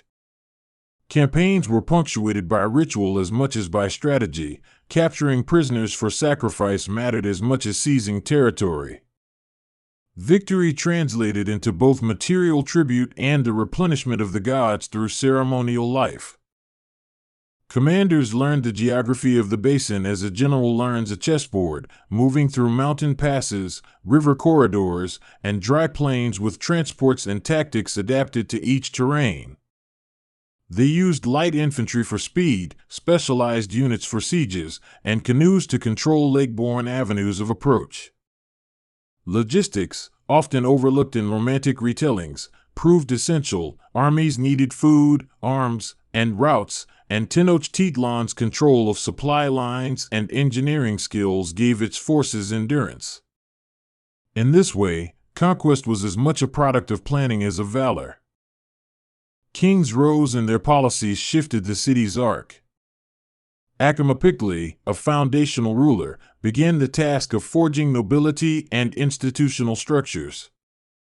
Itzcoatl, later, consolidated power after internal crises and initiated reforms that would steer the Mexica toward imperialism. His reign saw alliances reshaped and rivals neutralized, moves that multiplied the city's capacity for projection. Under these rulers, myths were mobilized into public narratives, origin stories polished and amplified to serve the demands of statecraft. The refinement of political ideology matched expansion in the field. Itzcoatl's era produced a reinvention of history, where the Mexica were recast as chosen people with a sacred mission. This narrative smoothed anxieties about their outsider status and supplied moral justification for domination. Wars of conquest ceased to be mere grabs for resources and became part of a cosmogonic project, a campaign to maintain cosmic equilibrium through the honors and sacrifices afforded to the gods. There was ceremony in conquest and theology in casualties. Moctezuma I and his successors would translate these claims into tangible gains, extending influence into Puebla, Veracruz, and beyond. Each victory added provinces to the tribute system and drew more populations into the imperial orbit. Governors were appointed, local elites co-opted or suppressed, and the imperial bureaucracy tightened its grip. Tribute collectors cataloged goods, standardized obligations, and created a predictable rhythm of extraction that funded monumental projects and lavish courtiers. The city itself grew more monumental in tandem. Palaces multiplied, each courtyard a stage for displays of power and accumulation. Artisans worked in guild-like structures, producing costumes and implements that encoded status and ritual function. The capital swelled with a cosmopolitan energy. Merchants from distant coasts, foreign craftsmen, singers, and wise people converged in the marketplace to supply an appetite for luxuries. Tenochtitlan became a place where the ordinary and the extraordinary rubbed shoulders. The market sells maize and also the necklace that designates a lord. Markets deserve a moment of attention because they were the circulatory system of the empire. The Great Tlatelolco market, said to be vast and meticulously regulated, offered everything from obsidian knives to cacao beans and rare feathers. Merchants known as Paktika were more than traders. They were information brokers, diplomatic agents, and sometimes spies, moving goods and rumors in equal measure. Their networks extended into regions the empire had not fully subdued, and their caravans carried silver, luxury textiles, and exotic birds that fueled elite consumption back in Tenochtitlan. The empire's economy combined central control with commercial dynamism.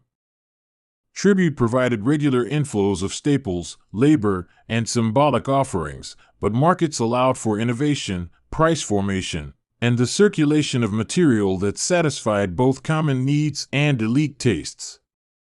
Artisans and specialized producers found markets for their wares at every rung of society. The result was a complex and flexible economy capable of sustaining a dense urban center and financing long military campaigns. Education and socialization reinforced the empire's resilience. Children were trained in institutions called Calmecac and Telpacali, where future priests, scribes, and warriors learned skills and ideology. Calmecac trained the elite for leadership, instilling literacy in the pictorial script and a deep knowledge of ritual and history, while Telpacali prepared common sons for military service and craft. These schools propagated values and techniques that bound generations to civic and cosmic obligations, making subjects into citizens of an imperially ordered world. Social distinctions were stark but functional, a lattice of roles that sustained empire. Nobles administered and led, commoners farmed and fought, artisans practiced their crafts, slaves, often captives from war, performed labor or served as domestic aids. Mobility existed, especially for warriors who could rise in status through deeds, and for traders whose wealth sometimes eclipsed that of hereditary nobility. Women, while often constrained by patriarchal norms, exercised influence in political marriages, household economies, and as priestesses or professional cooks and healers. Religion threaded through daily life in ways hard to overstate. Calendrical rituals determined planting and harvest, marriages, and military campaigns. Priests were experts in a ritual liturgy that consulted omens and read the stars to keep the cosmic schedule synchronized. The calendar itself, with its 260-day ritual cycle nested alongside a 365-day solar year, created a rhythm of time that ordered civic life and provided a cosmological backdrop to political decisions. A ruler who lost touch with that rhythm risked losing legitimacy. Art and symbolism became another language of statecraft. Featherwork, resplendent capes and masks, served ceremonial purposes and signaled diplomatic ties. Stone reliefs recorded victories and dedicated offerings in compressed narratives that both sanctified and advertised conquest. Codices painted on amati paper attempted to record history, tribute lists, genealogies, and ritual formulas, even fragmented. These manuscripts reveal a bureaucratic appetite for record-keeping and myth-making. Public art turned the city's face into a civic sermon about power and piety. The aesthetics of power extended into fashion and armor. Warriors adorned themselves with jaguar pelts or eagle plumage to embody animal prowess, while headdresses and body paint turned battle into a ritualized spectacle. Armor and weapons, obsidian-bladed macuahuitl, spears, slings, combined brutal efficiency with symbolic significance. The sight of a disciplined, ornamented infantry streaming through the hills inspired both awe and dread, a psychological weapon as potent as any armament. Diplomacy remained a critical tool even as the empire expanded. Conquered cities sometimes retained a degree of autonomy under local rulers who paid tribute and accepted imperial oversight. The Mexica learned to blend coercion with accommodation, installing garrisons, marrying into elite families, or demanding hostages to secure loyalty. Treaties and pacts were drafted in ceremonial settings to ensure that submission was public and binding. This mixture of hard and soft power let the empire stretch thin without snapping. Conquest brought infrastructure, but it also brought problems, rebellions, the strain of distant garrisons, and the moral hazards of a system that lived off extraction. Provinces grew resentful under heavy tribute burdens and punitive demands. At times, resentment flared into rebellion, and governors had to repress uprisings with force and negotiation. The center constantly negotiated its reach with the risks of overextension, a balance that would define both its strength and its vulnerability. Growth fed cultural exchanges as well as domination. The Mexica absorbed influences from older centers like Teotihuacan and Toltec traditions, adapting myths, iconography, and technologies to their own needs. Artistic motifs blended, architectural techniques conveyed new meanings, and religious ideas found new expressions in the capital's rituals. The result was a rich cultural synthesis that made Tenochtitlan an engine of creativity as well as conquest. The emperor's court cultivated spectacle on a grand scale. Ceremonies showcased captured weapons, animals, and tribute, turning conquest into pageantry that both united citizens and reminded subjugated peoples of their place. Musicians and dancers performed intricate dances that reenacted origin myths and victories. Flutes, drums, and the resonant hum of conch shells accompanied offerings that filled temple precincts, creating an immersive theater of power that was hard to contest in the public imagination. Within the city's densely recorded rituals, sacrifice had a prominent role and a complex meaning. Sacrificial victims, often captives, were viewed as necessary gifts to the gods whose favor ensured floods, seasons, and success. These rites combined religious belief with political messaging. Every offering was a public statement that power was properly oriented toward cosmic ends. For modern listeners, the practice can be difficult to reconcile with contemporary sensibilities, and yet it is necessary to understand how deeply embedded it was in the empire's conception of order. The Aztec state also developed legal institutions and norms to regulate life across the capital and provinces. Courts adjudicated disputes, and codes of punishment delineated consequences for theft, adultery, and insurgency, among other offenses. Laws balanced communal norms and imperial priorities, aiming to preserve social cohesion while maintaining clear hierarchies. Legal processes and the public enforcement of penalties reminded citizens that imperial order had teeth as well as ritual sanctification. As the city expanded, so did its intellectual life. Priests, scribes, and philosophers debated calendrical nuances and cosmological logistics. Scholars preserved genealogies, cataloged tribute, and composed hymns or lamentations that encoded memory into performance.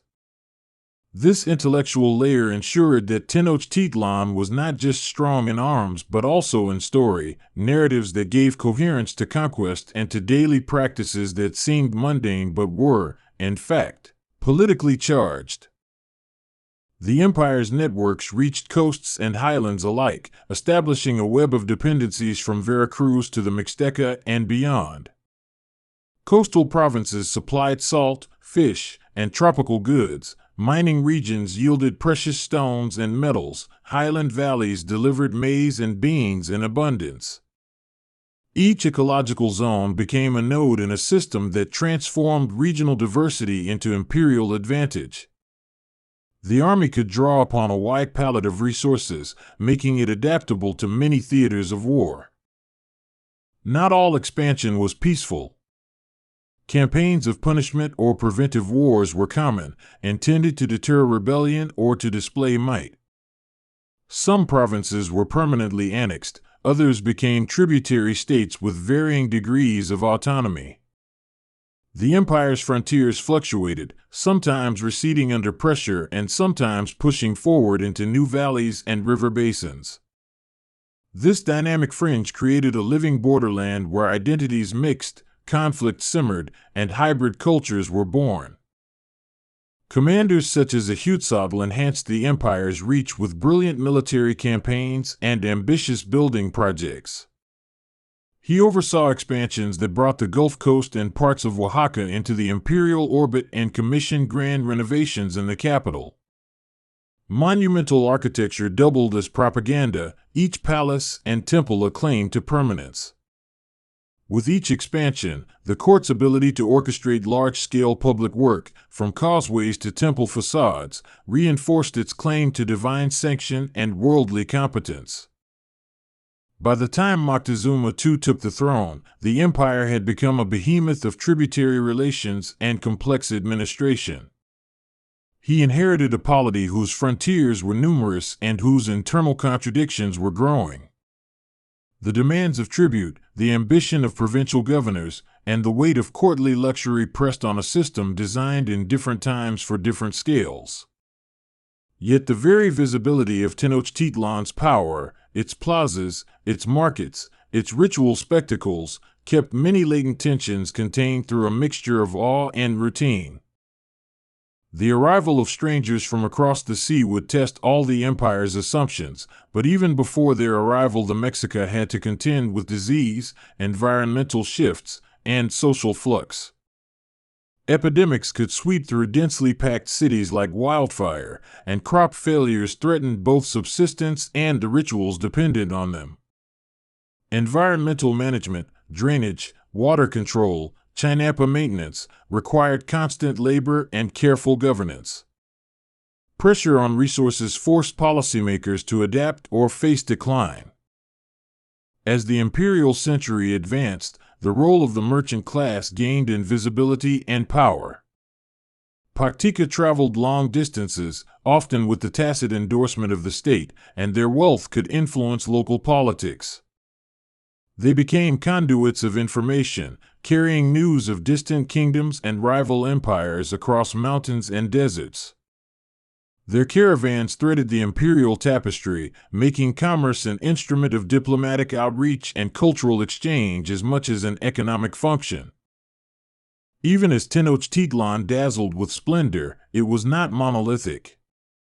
The capital absorbed dissidents, refugees, and foreign specialists whose perspectives reshaped the city in subtle ways. Refugee populations sometimes introduced new crafts or religious practices, and the court's cosmopolitanism could be a source of strength as it allowed the assimilation of new techniques and alliances. Diversity in the city made it porous, and that porosity could be an advantage and a vulnerability. Artisans developed techniques that would astonish visitors: mosaic masks lined with turquoise, intricately worked gold ornaments, and textiles dyed with rare pigments.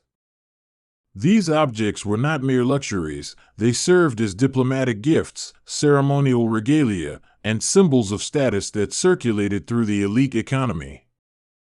Each object told a story about networks, mines that yielded greenstone, dyes traded across valleys, feathers plucked from distant birds. Material culture thus mapped onto political reach. During festivals, the city became a theater where the cosmos was reenacted in dramatic pageantry. The new fire ceremony, held to renew the world every 52 years, exemplified the intersection of ritual and political continuity. Citizens participated in rites meant to ensure the sun's return, and the emperor's role in these ceremonies reinforced his centrality to cosmic order. Festivals allowed the state to display its potency in the most public of ways, weaving ordinary people into the empire's narrative fabric. The empire's written records, codices, and pictorial manuscripts sought to make sense of tribute lists, genealogies, and histories. Scribes used visual language to encode information, and although many of these documents were later destroyed, those that survive offer a window into bureaucratic priorities. The practice of record-keeping indicates a consciousness about lineage, legality, and responsibility. It is the mark of an administration that took its governance seriously. Records legitimize memory and make the past useful for the present. In daily neighborhoods, the hum of life often focused on household economies and localized rituals that kept social norms in play. Families tended chinapas, offered small rites to household gods, and taught children trades that would sustain them. Neighborhood councils mediated disputes and organized labor for communal tasks, such as maintaining waterworks or contributing to temple construction. This micro-level organization was the sinew that connected citizens to the broader imperial structure. As conquest spread, enclaves of Nawa culture layered over older traditions, syncretism flourished. Local deities were integrated into the imperial pantheon, and regional mythologies were woven into official narratives. This blending reduced friction and allowed the empire to present itself as both a conqueror and a legitimate heir to a shared cultural heritage. Such cultural incorporation smoothed administration and provided a richer religious tapestry for the capital's rituals. The methods of control were both carrot and stick, gifts and terror, co-option and exemplary punishment. Public displays of power paired with obligations that gave local rulers a reason to collaborate. In return, some elites gained wealth and status by aligning with the center. This reciprocal arrangement maintained relative stability, yet the logic of extraction always nudged toward imbalance. Provinces sometimes adhered out of interest rather than affection, and that brittle kind of loyalty could fracture under the right pressures. Military training continued to be institutionalized in ways that sustained imperial power. Young men learned combat techniques, discipline, and the symbolic meanings of armaments in communal settings that reinforced group identity. Military councils planned campaigns and trained amphitheaters of youth until warfare was not only practiced but ritualized. That ritualization meant that violence was performed within frameworks that made it socially comprehensible and politically useful. The empire's ability to mobilize labor for monumental projects is another measure of its success.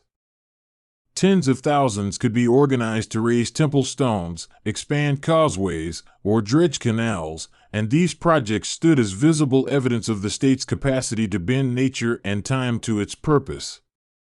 Labor obligations, mita or similar forms of corvée, connected subjects to the great works and bound their destiny to the cities.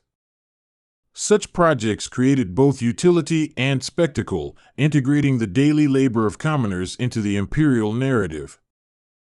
But the shadow side of empire deepened as elites grew accustomed to luxury and courts became hubs of conspicuous consumption. Courts demanded exotic goods and continual tribute, and governors sometimes abused their power in provinces they oversaw. Such excesses bred resentment, and the state's own moral authority could erode when abuses became visible. In that erosion lay seeds of decay that no rampart could stop on its own. The imperial narrative culminates, for many listeners, in the dramatic encounter with Europeans, strangers who arrived with unknown technologies and diseases that would devastate populations. But the long arc of Tenochtitlan's rise was more than a lead-up to that catastrophe. It was a sustained achievement of organization, creativity, and adaptation across centuries. Even in collapse there is testimony to the capacities that built the city, engineering, bureaucracy, art, and a cosmology that made conquest a form of sacred labor. To tell the full story is to understand nuance. Conquest meant homage and horror, administration and exploitation, art and coercion.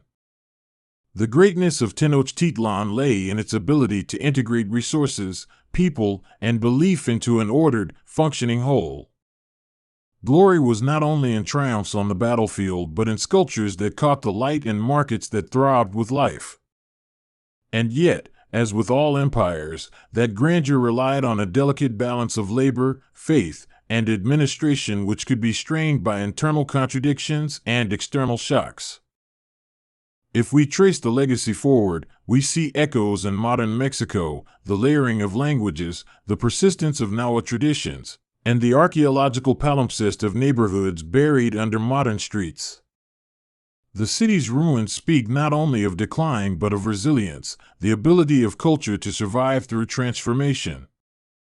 Tenochtitlan's rise left an imprint on land and memory, shaping identities and landscapes long after its stones fell silent. To listen to this history is to feel the rhythm of a city that pulsed with markets, with prayers, with the clang of weapons and the hush of temples.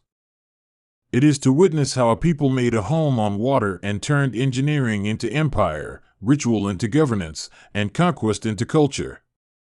The story of Tenochtitlan offers both a portrait of human ingenuity and a cautionary tale about the fragility of systems built on coercion.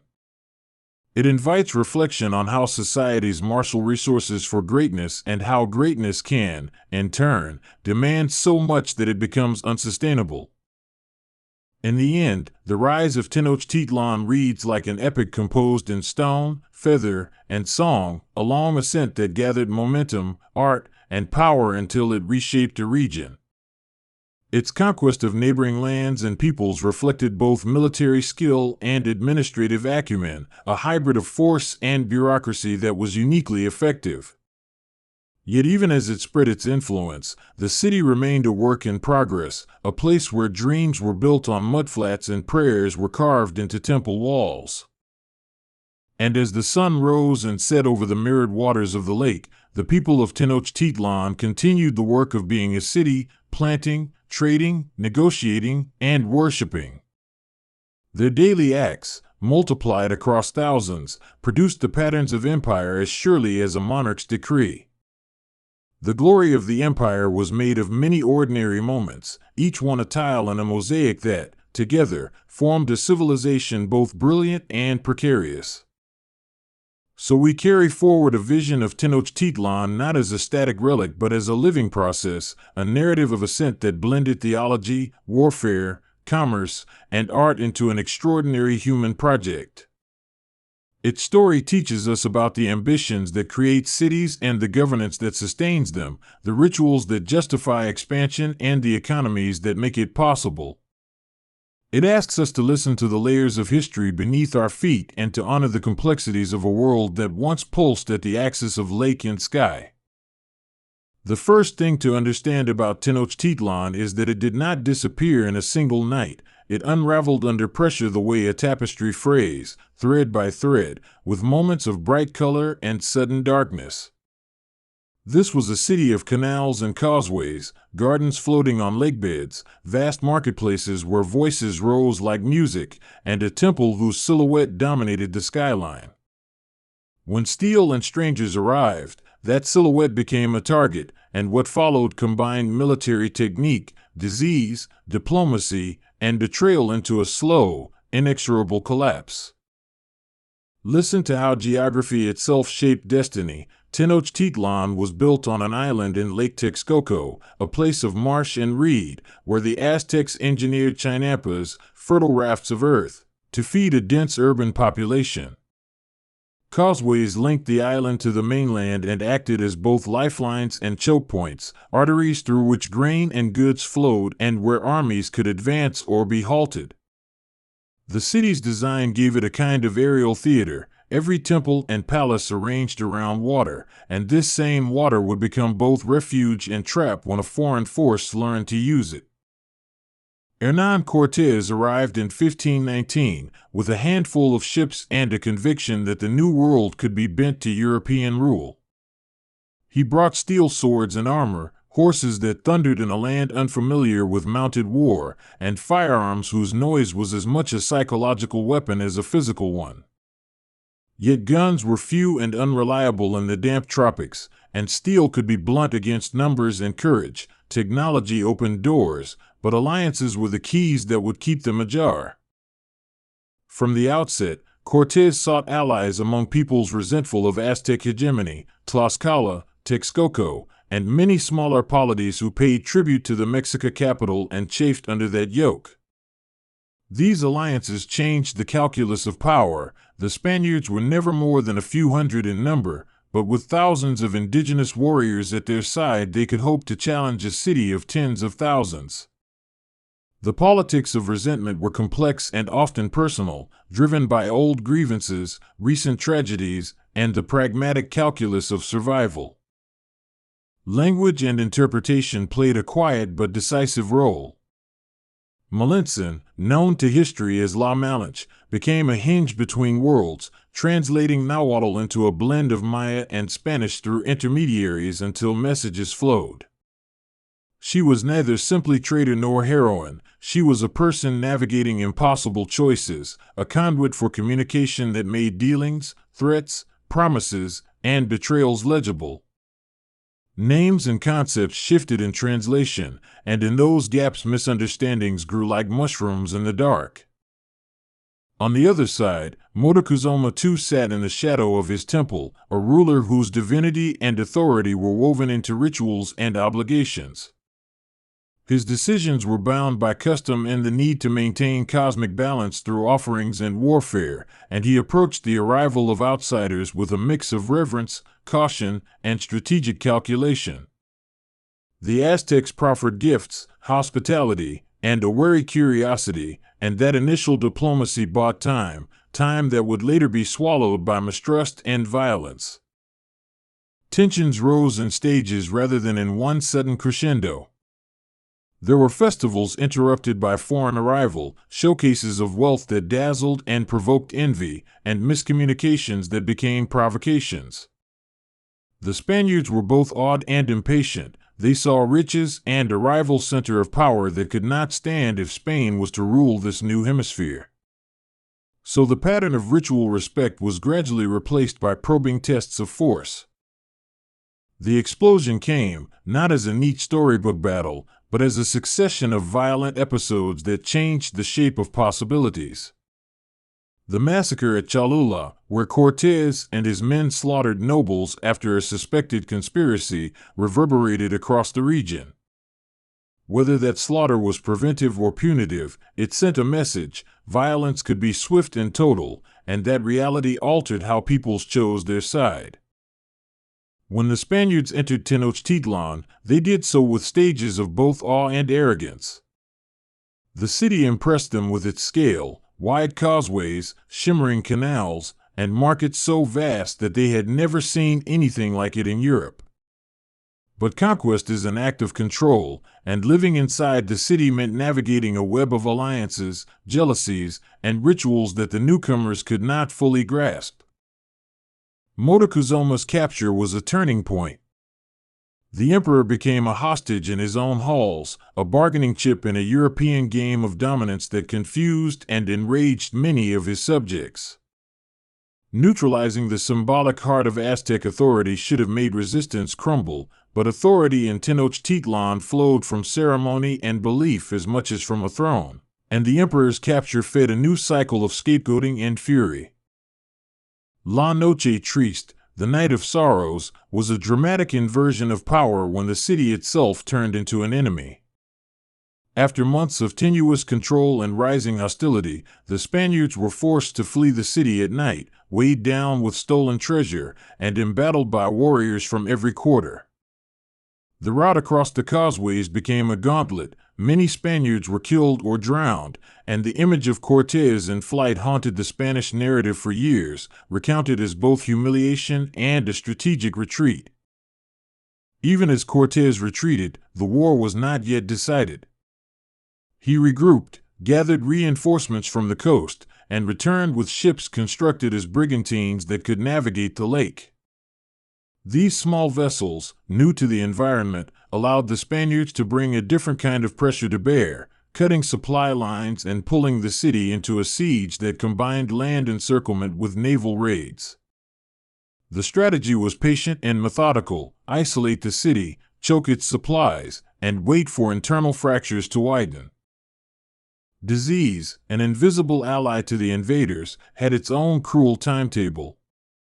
Smallpox, introduced by newcomers, spread among a population with no immunity, ravaging families and communities with a speed that dwarfed any army.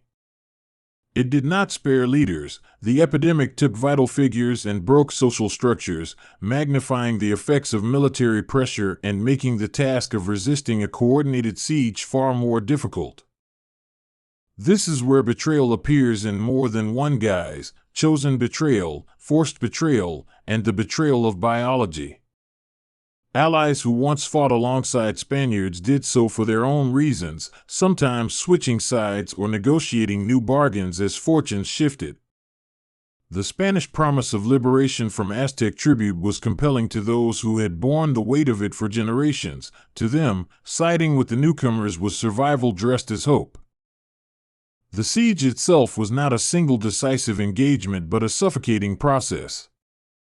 The Spaniards and their indigenous allies disrupted Chinapa agriculture and harried food convoys, forcing Tenochtitlan to ration and improvise.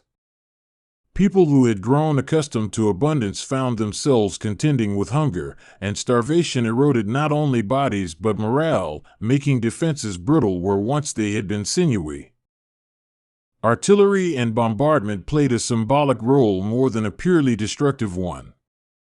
Cannon fire echoed over the water, shattering adobe and stucco and reminding the defenders that an alien power held a kind of mechanical dominion. The visual terror of explosions and the sound of thunder from firearms undermined confidence, and the psychological dimension of warfare came to matter as much as the physical. Cutting off water sources proved to be another calculated move. The aqueduct that fed Tenochtitlan, the lifeline for drinking water, was damaged in the struggle, forcing residents to rely on tainted sources and exacerbating disease.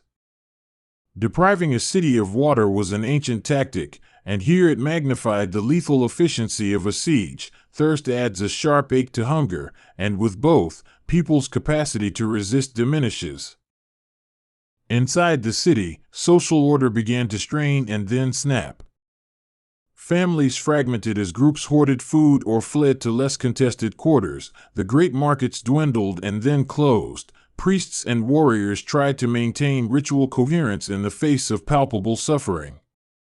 The Templo Mayor, which for generations had been the city's spiritual axis, became a focal point of both hope and despair, a place where the rites that once united the people could no longer fill the gaps left by death and scarcity. Leadership choices were fraught. Some nobles argued for continued resistance, viewing surrender as cultural annihilation, while others saw accommodation as the only way to preserve lives and privileges. Cuauhtémoc, young and resolute, emerged as a figure of determined defense even as he faced a crisis beyond any single man's control. His choice to hold the city to the bitter end reflected a vision of honor and duty, and it bound him to the fate of those he led. The Spaniards, for their part, were not monolithic either. Within Cortés' camp there were quarrels over plunder, command, and conduct, and some questioned the feasibility of conquering such a city without massive reinforcements. The moral language used to justify actions, religion, civilization, divine mandate, coexisted with crude hunger for wealth. When ambition and ideology align, they often propel actors toward choices that deepen violence rather than lessen it. Field tactics shifted toward attrition. Night raids, ambushes on canal routes, and the destruction of agricultural plots slowly transformed the landscape into a battleground. Where the Spaniards lacked numbers, they used maneuver and mobility to impose costs. Where they had naval advantage, they struck from unexpected directions. Each incursion pulled the city a few degrees closer to collapse. The urban combat favored neither side unequivocally. Narrow causeways could be deadly for troops moving in formation, and the city's complex layout allowed defenders to stage ambushes. But the invaders' steel still cut through, and horses offered a mobility shock that indigenous tactics had not encountered. Over time, as supplies thinned and the epidemic widened, the balance tilted in favor of the besiegers. The moral atmosphere in the city darkened as survival instincts overrode civic norms. Stories circulated of desperate people trading whatever they had for food, and of families turning on one another in the face of starvation. This disintegration of social trust is one of the less dramatic but most potent forms of conquest. When the network of mutual obligation snaps, the city can no longer rely on the social glue that once bound it together. Cortés understood the symbolic dimension of destroying centers of power. To dismantle the Templo Mayor, to display Aztec religious objects in Europe, and to reorder plazas was to reshape the narrative of dominion. Conquest was not only about controlling bodies but also about erasing and rewriting meaning. Temples would be replaced by churches, rituals by sermons, and history by foreign chronicle. Yet the cultural resistance persisted in quiet ways. People clung to memory, carrying concealed amulets, whispering old prayers, and teaching children the stories that the conquerors sought to supplant. Even under siege, the city remained a repository of music, poetry, and stubborn human warmth. Those intimate acts of preservation were subtle, but they were the threads by which a broken society might someday stitch itself back together. The final assaults on the city were brutal but not cinematic. They were exhausted, grinding, and relentless. Brigantines moved across the water, battering defenses and cutting off retreat. Soldiers fought for patios and causeway arches, and each contested space became a miniature crucible where courage and exhaustion met. Cuauhtémoc's capture marked the end of organized military resistance. He was taken while leading what remained of the city's defenders, and his arrest signaled that the old hierarchy had no power left to coordinate defense. The young ruler's stoic dignity in captivity became a potent symbol in later narratives, a martyr of resistance whose fate would be retold in many different tones. Even after the formal fall, the aftermath was not immediate pacification. Guerrilla resistance flared in the countryside, and many communities resisted Spanish demands for labor and tribute. The initial seizure of a capital did not mean the conquest of a people, it meant the start of a long, often brutal process of imposing a new order. Spain's ability to extract tribute and labor depended on maintaining a chain of coercion that would be expensive and violent. The transformation of urban space proceeded slowly and with intent.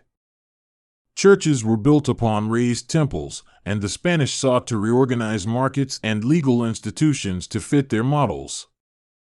They introduced encomienda, a system that bound indigenous labor to Spanish lords in exchange for supposed protection and Christian instruction. What this meant on the ground was a profound reconfiguration of everyday life. Disease continued to exact a toll for years, hollowing out generations and making cultural transmission hard to sustain. Many oral histories, songs, and practices were lost, not because they were not treasured, but because the social structures that preserved them had been shattered. The demographic collapse was a shadow that obscured the clarity of pre-conquest life, and the loss is hard to measure in any language. Still, not everything bent to the conquistadors' will. Syncretism emerged where elements of indigenous belief blended with Christian forms, producing hybrid practices that survived the violent transitions. People adapted icons and ceremonies, continuing to honor ancestors and prescribe meaning in ways that could navigate new political realities. Culture proved to be resilient in small, persistent ways, even when empires fell. Betrayal took many faces in the retelling. Some see La Malinche as the ultimate traitor, passing secrets that facilitated conquest, while others view her as a negotiator whose choices were circumscribed by violence and survival. Indigenous allies who fought with Cortés are sometimes called opportunists, but their decision to side with the Spaniards must be read against a background of centuries of subjugation. These are not tidy judgments, they are human choices under duress. The Spanish chroniclers wrote to justify and leonize, emphasizing divine favor and heroic endeavor, while indigenous codices that survive record a different set of grievances and memories. Bernal Diaz's eyewitness accounts are vibrant and self-justifying, but they are partial lenses that illuminate as much as they obscure. To understand the fall of Tenochtitlan fully requires listening to many voices and acknowledging that each narrator had a purpose. Power after conquest was not monolithic, it was negotiated through legal codes, religious conversion, and everyday bargaining. New elites emerged, some indigenous, some mestizo, mediating between Spanish authority and local communities. This hybrid class played a role in shaping colonial institutions and preserving fragments of indigenous governance within a colonial matrix. Economic motivations underpinned much of the violence and policy. The Spaniards sought gold and tribute, and the mechanisms of extraction became embedded in colonial law. The reordering of land ownership, labor obligations, and trade redirected wealth from local economies to colonial coffers. In this sense, conquest was not a single event but a long-term extraction project. But beneath the machinery of extraction lay the intimate losses that haunt human memory, the names of children who never grew old, songs unsung, recipes forgotten, and gods abandoned or buried under new rites. These losses are less sensational than battles but perhaps far more profound, because they affect the continuity of community and the way people make sense of life. The fall of a capital is also the fall of countless private worlds. Tenochtitlan's fall reverberated beyond the basin of Mexico. It signaled to other regions the reach of Spanish power and the fragility of independent polities in the face of cannon and disease. Yet it also sparked resistance and adaptation far from the lakeshore, as communities debated accommodation and opposition. History, once altered in one place, sends ripples outward that change distant shorelines. The moral complexity of individuals involved resists easy categorization. Cortés has been alternately called a visionary, a villain, and a man of his times. Cuauhtémoc stands as a stoic figure in some accounts and a tragic leader in others. La Malinche is a figure of controversy precisely because she embodies so many conflicting roles in a fraught context. To drive through this narrative is to see how violence and diplomacy intertwine. Conquest was not merely a matter of better weapons, though steel mattered. It was a combination of military opportunism, alliance building, epidemiology, and the way meanings and loyalties shifted in crisis. Each factor amplified the others in a system where small differences could have large consequences. The cultural memory of the fall took different forms in different eras. In the colonial period, Spanish narratives dominated official history, while indigenous memories survived in oral tradition and pictorial codices. Centuries later, nationalist movements reclaimed Cuauhtémoc and other figures as icons of resistance, reshaping the past to inspire a future that rejected colonial legacies. Memory became a battleground as vivid as the causeways had been. Archaeology added another layer to our understanding, revealing the city's layout, ceremonial centers, and patterns of destruction with a kind of tangible specificity that chronicles lacked. Excavations have brought fragments of life, pottery, bones, house foundations, into the light, making the past feel like a place one could walk again. Yet even these discoveries cannot fully recover the textures of sound, smell, and speech that once filled the city. Contemporary reflections on Tenochtitlan's fall have to balance sorrow with a recognition of human adaptability. The people who survived remade their lives in ways that were sometimes visible and sometimes invisible, retaining strands of continuity that fed into modern Mexican identity. The city itself did not vanish into myth alone. It became the layered foundation of Mexico City, a metropolis grown over the bones of its predecessor. In public discourse, the fall is often framed as a clash of civilizations, but that framing obscures the messy reality of overlapping sovereignties and contested loyalties that defined the basin of Mexico. It was less a collision of two pure cultures than a tangled encounter in which both sides changed irrevocably. The Spaniards brought new diseases and weapons, but they also adopted local foods, languages, and administrative practices that shaped colonial society. Reflecting on betrayal, one must ask what betrayal even means in this context. When a Tlaxcalan ally fought alongside Cortés, was that betrayal of an Aztec polity or a tactical assertion of autonomy by a people tired of imperial extraction? When indigenous nobles converted to Christianity and took Spanish titles, were they betraying ancestral duty or seizing a new avenue to protect their families? Betrayal often reads differently from different seats at the table. Moral clarity is rare in such histories. There are acts that appear unambiguously brutal, and there are choices that are morally ambiguous because they were made under existential pressure. Recognizing this complexity does not excuse cruelty, but it does help us understand motives and constraints. The human heart, when cornered by hunger, disease, and the threat of annihilation, makes choices that history will judge in a distant calm. The siege left archaeological scars and demographic voids that informed later colonial policy and social structure. Laws had to be written to manage the survivors, convents raised their voices to convert the vanquished, and encomenderos sought to codify labor practices that would make conquest profitable.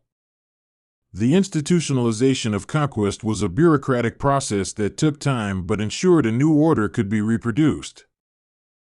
Stories of heroism emerged on both sides, stitched into national myths. Spaniards told tales of bravery against overwhelming odds. Indigenous storytellers preserved accounts of resistance and resilience. These narrative threads later became resources for identity politics, each group seeking legitimacy in the past to validate present claims. Still, the day-to-day reality of colonial life could be mundane, punctuated by negotiations over taxes, disputes about land, and the slow acculturation of customs. Not every moment after the fall was tragic or heroic. Much of it involved pragmatic adjustments, the mundane labor of rebuilding houses, the cautious remaking of marketplaces, and the quiet persistence of family life. Looking back, it is tempting to see inevitability in the fall of Tenochtitlan, as if the city's destruction was preordained by geography or technology. But history is not prophecy, it is a weave of contingent decisions, chance, and human will.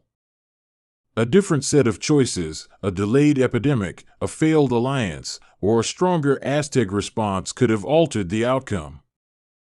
The fall was possible because many moving parts aligned in a particular way at a particular time. For those who lived through it, the fall was experienced as a collapse of moral and cosmic order. The ritual world, which had provided meaning and structure, seemed to have failed as temples burned and the cadence of ceremonies was broken. Recovering a sense of meaning in the aftermath was a profound challenge, and many sought solace in hybrid practices that fused old cosmologies with the imposed rituals of a conquering faith. The historiography of the conquest evolved over centuries, influenced by shifting political climates and scholarly trends. Early chroniclers tended to glorify or justify, while later revisionists critiqued European ambitions and foregrounded indigenous agency. Contemporary scholarship tries to synthesize multiple perspectives, acknowledging the agency of indigenous groups, the brutality of conquest, and the complex motives of actors involved. Even if the material city was conquered, its legacy lived on in intangible ways. The languages, crafts, culinary traditions, and ceremonial forms survived in households, markets, and remote villages. These continuities are acts of resistance by other means, small rebellions that resisted the totalizing logic of colonial rule. Understanding the fall of Tenochtitlan requires attention to scale, from the clang of steel on armor to the epidemiological sweep of smallpox. From the intimate decisions of families to the strategic choices of leaders. Each scale imposes its own logic, and the tragedy of the city emerges where they intersect. It is a sobering reminder of how human endeavors can be simultaneously grand and fragile. In the end, the fall of Tenochtitlan is a story about power and its limits.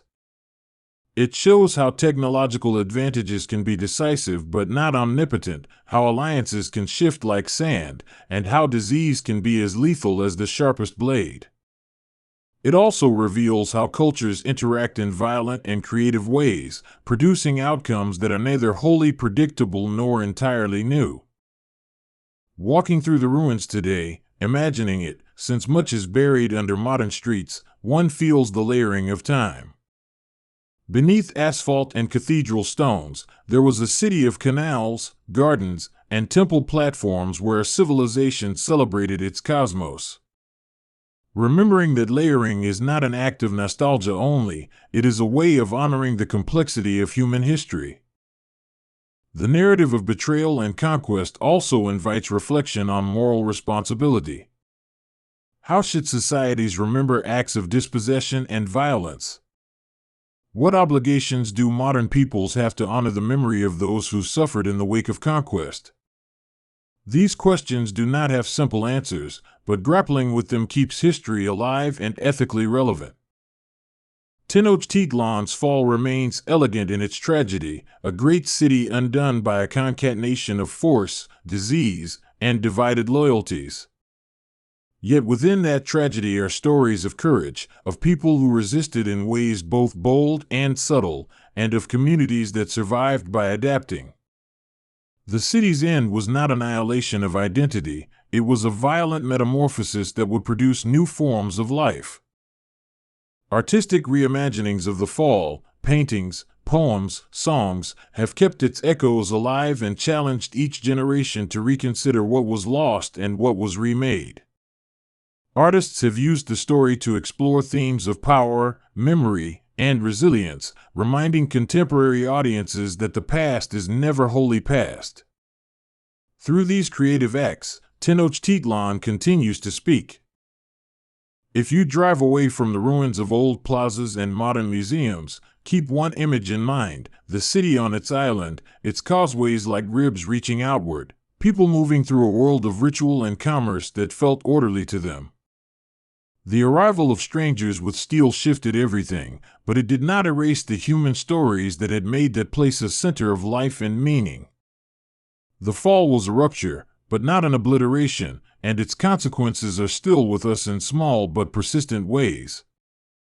The history of Tenochtitlan is therefore a mirror in which we can see the complexity of conquest, the mutability of meaning, and the resilience of culture. It shows that history is made in moments of decision by ordinary people as much as by great leaders. In that sense, recalling the fall is not just about looking back, it is about understanding the forces that shape any society when it confronts the new and the threatening. Ultimately, the story is a haunting lesson about the consequences of contact, about what happens when worlds that did not know each other are forced together. It asks us to weigh courage against cruelty, to hold both villainy and suffering in our minds, and to recognize that betrayal can be an act of survival as often as an act of malice. The fall of Tenochtitlan is a human story, full of contradictions and lessons that remain urgent today. When you first imagine Tenochtitlan, picture an island that is also a city, a place where stone and water weave together like two halves of a single idea. You can hear the quiet lapping of canals beneath footbridges and the soft, constant hum of market voices. The city rose from a lake as if it had chosen that watery place deliberately, and when you listen closely you can still hear its choice echo through centuries. Its memory sits beneath the modern streets, patient and insistent, a heart that keeps time with Mexico City above it. The founding story is part history and part song. Legend says that the Mexica people followed an eagle perched on a cactus, and there they built their home. That image, an eagle, a cactus, a rock, is simple and enduring because it names a place and a promise. It became a symbol that traveled with them into the city itself and later into the national flag, folding the ancient story into the modern nation's identity. Tenochtitlan did not spring from nothing. It grew from migrations, alliances, and the slow folding together of many peoples. The lake that surrounded it, the basin of Lake Texcoco, shaped the city's life. People learned to manage water in ways that were both practical and inventive, turning constraints into systems that fed and supported hundreds of thousands of residents. Water here was never merely a backdrop, it was a living part of urban design and daily ritual. The island was not tiny. It felt expansive to those who lived there because the city stretched outward into causeways, canals, and chinampas. Chinampas were raised garden beds built on shallow lake beds, a method of agriculture that looked like a patchwork of green rafts. They produced corn, beans, chilies, flowers, and more, feeding large populations with astonishing fertility. If you let your mind follow a single canal, you can imagine the fierce industry of floating gardens and boats laden with produce, gliding like small planets through an urban sky. Architecture in Tenochtitlan balanced grandeur with function. Temples and pyramids rose at the city's center, strong, stepped silhouettes against the horizon. Their walls bore images of gods and heroes, carved and painted so that myth and politics sat side by side. Around these spiritual cores, homes, workshops, and markets spiraled outward, each district managing its commerce and rituals in a mosaic of urban life. Walking the causeways toward the city was a deliberate act. There were arteries that connected island to shore, lined with guard towers and ceremonial gateways. These causeways could be raised above water or solid ground, and they were engineered to be both defensive and aesthetic. Travelers would have crossed them under banners and through plazas that marked transitions in space and mood. The approach itself prepared you for the city's scale and its sense of order. At the heart of Tenochtitlan sat the Templo Mayor, a double pyramid where two major deities shared a single, monumental platform. One side honored Huitzilopochtli, a sun and war god whose presence demanded sacrifice and devotion. The other side welcomed Tlaloc, a rain and fertility god whose favor sustained crops and life. The temple's duality revealed the city's attempt to balance opposing needs: warfare and agriculture, dryness and flood, conquest and nurture.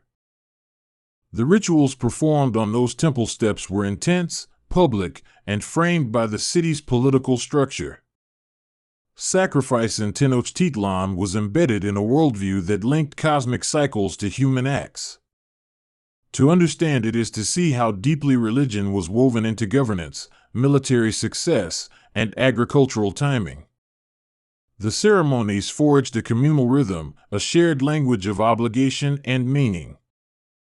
Markets were the city's lungs, breathing goods and people in and out in a steady exchange. The market at Tlatelolco, adjacent to Tenochtitlan, was famously vast and orderly. Merchants sat on reed mats or in stalls, and their wares ranged from food to textiles to obsidian blades, each item a small story of craftsmanship and trade. These spaces were social arenas where news traveled as quickly as merchandise, and where the city's cosmopolitan character revealed itself in language, goods, and negotiation. The social fabric of Tenochtitlan was layered and complex. Nobles lived in larger houses near the ceremonial center, while artisans, priests, and commoners formed neighborhoods with their own local leaders. There were schools for noble children and institutions that trained warriors and priests. Social mobility existed but was regulated by lineage, military achievement, and religious office, so personal honor and public duty were tightly intertwined. Military life was visible and central to the city's expansion. Warriors served as both agents of imperial reach and bearers of social prestige. Campaigns brought tribute and captives, and in turn those captives could alter the social and religious economy through their roles in sacrificial rites or as labor. The empire's expansion was not only a matter of land but of networks, alliances, subjugations, and economic ties that mapped a region's complexity onto Tenochtitlan's architecture and calendar. Language and writing provided a record of memory that was both pictorial and poetic. The Mexica used glyphs and codices to mark events, name places, and transmit genealogies. These documents were less like European books and more like visual maps of authority and recollection. Even when conquerors burned many of these books, fragments remained and were interpreted by later generations, preserving voices that otherwise might have been lost. When the Spanish arrived in the early 16th century, their first impressions were of a city that seemed almost impossibly ordered and populous. They described causeways lined with houses and a skyline punctuated by temples and pyramids. The scales that they used to measure Tenochtitlan were often metaphors for their own astonishment and anxiety. These accounts tell as much about European perspectives as they do about the city itself, revealing a meeting between two radically different urban imaginaries. Yet the encounter was violent, and the city's destiny shifted swiftly under the pressures of disease, warfare, and political maneuvering. Smallpox and other epidemics devastated populations who lacked immunity to old-world diseases, and the social fabric frayed in ways that were both immediate and generational. Military conflict with Spanish forces leveraged new weapons and alliances, and the city that had seemed destined to last forever was vulnerable to sudden collapse. The dramatic fall of Tenochtitlan in 1521 became a hinge point that reoriented an entire continent's history.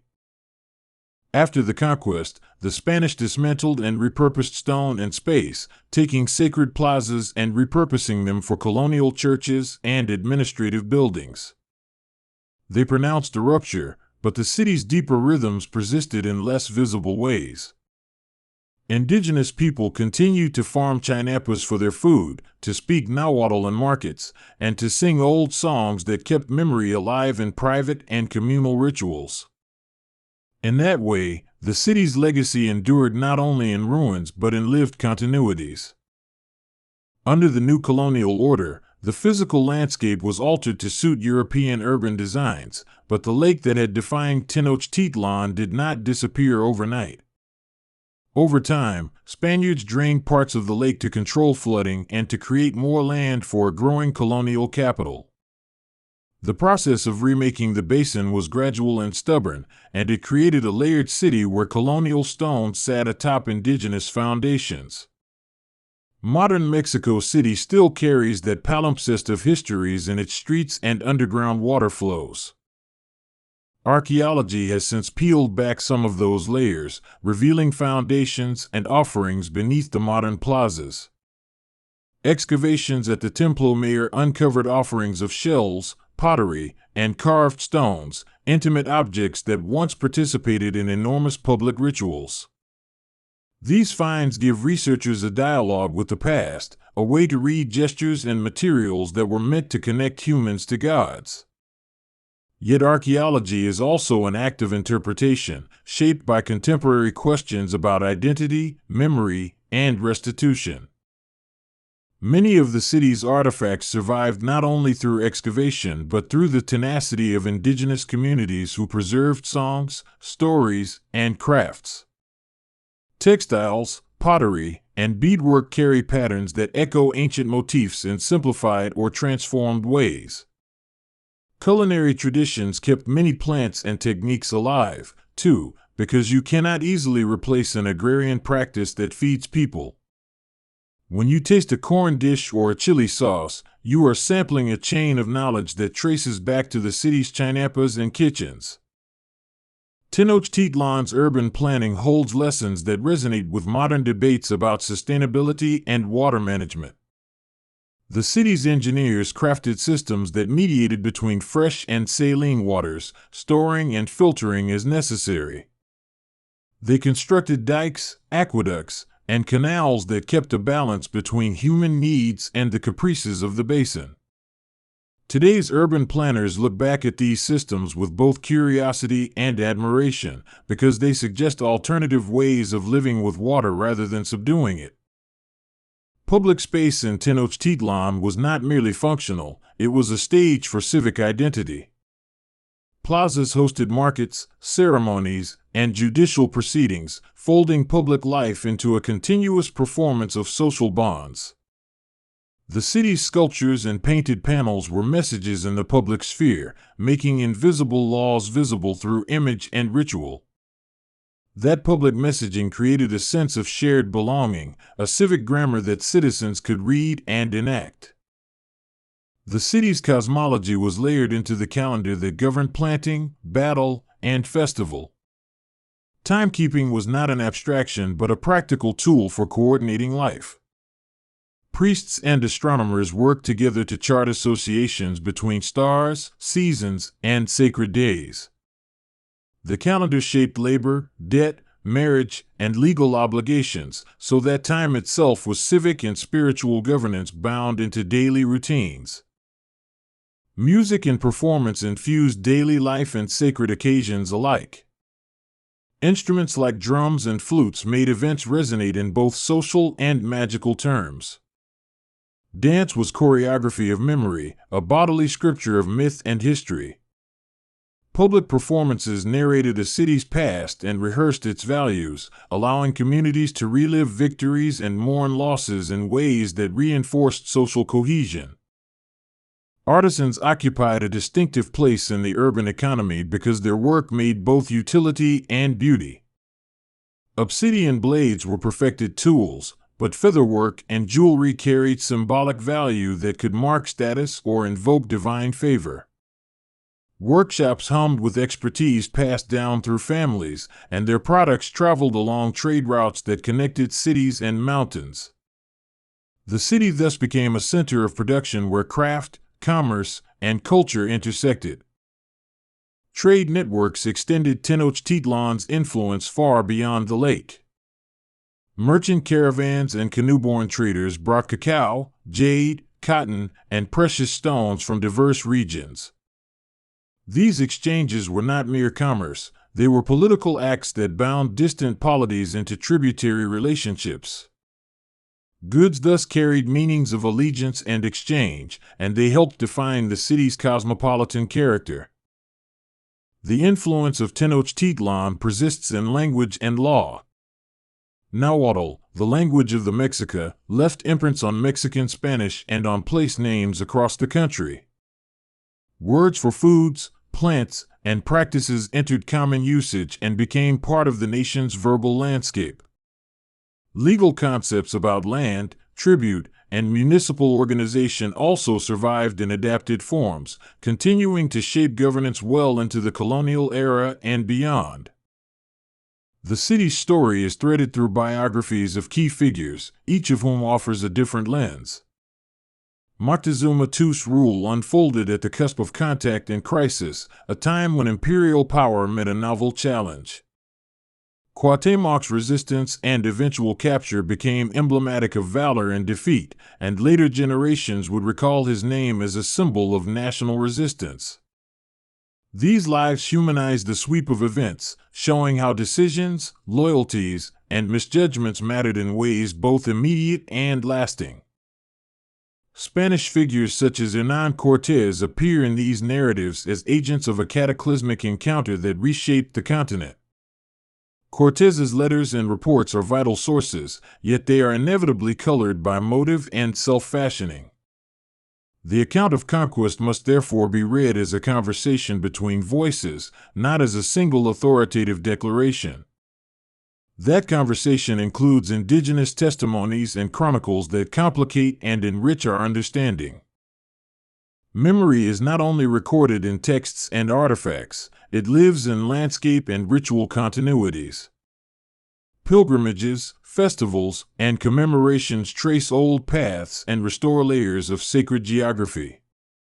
The city's sacred calendar and ritual sites survived in transformed practices, often syncretized with European saints and feast days. It is in these syncretic spaces that you can most clearly see how past and present braided together, creating a lived continuity that resisted absolute erasure. Modern Mexico City is simultaneously a metropolis and a memory site. Beneath its avenues lie canals and foundations, and in some neighborhoods, vendors and craftspeople keep ancient trades alive. Museums display items once hidden, and public art questions and revisits the past. The city above offers traffic, skyscrapers, and neon, yet the ground below hums with the traces of an earlier city that planned itself around water and ritual. Environmental changes since the colonial era reveal the consequences of remaking the lake basin. Drainage projects and urban extraction have lowered groundwater and altered flood cycles. Modern engineering struggles against problems once handled differently by the island city's planners. When crises of subsidence and flooding appear, they prompt new conversations that sometimes look back to pre-colonial techniques for inspiration. The idea of Tenochtitlan also functions politically in modern times. Leaders and movements have invoked the city's memory to assert indigeneity, national pride, or claims to sovereignty. Monuments and politics use the city's imagery in campaigns and civic rhetoric, sometimes simplifying a complex past into emblematic gestures. Yet even those simplifications point to the city's persistent power as a reservoir of meaning, a source of legitimacy that can be drawn on in many directions. Artists and writers have long found in Tenochtitlan a rich metaphorical terrain. Painters remake its canals and pyramids to comment on colonialism and resilience, and poets use its legend to explore belonging and identity. In murals and novels, the city becomes a character, speaking about conquest, continuity, and the resilience of a people. Each artistic iteration becomes another echo in the long chorus of the city's memory. Educational projects and community archaeology initiatives have opened the path to wider participation. Local communities collaborate with scholars to interpret finds and to restore rituals that were once suppressed.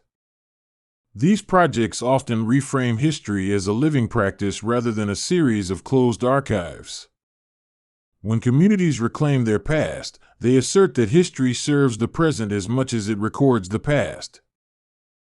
Religious syncretism after conquest created hybrid forms that both obscured and preserved indigenous belief. Christian saints took on attributes of older deities in some regions, and rituals sometimes layered new and old meanings onto the same day. That blending produced cultural forms that are both adaptation and preservation, a testament to human ingenuity in the face of radical change. It shows how faith and identity can be resilient and mutable at once.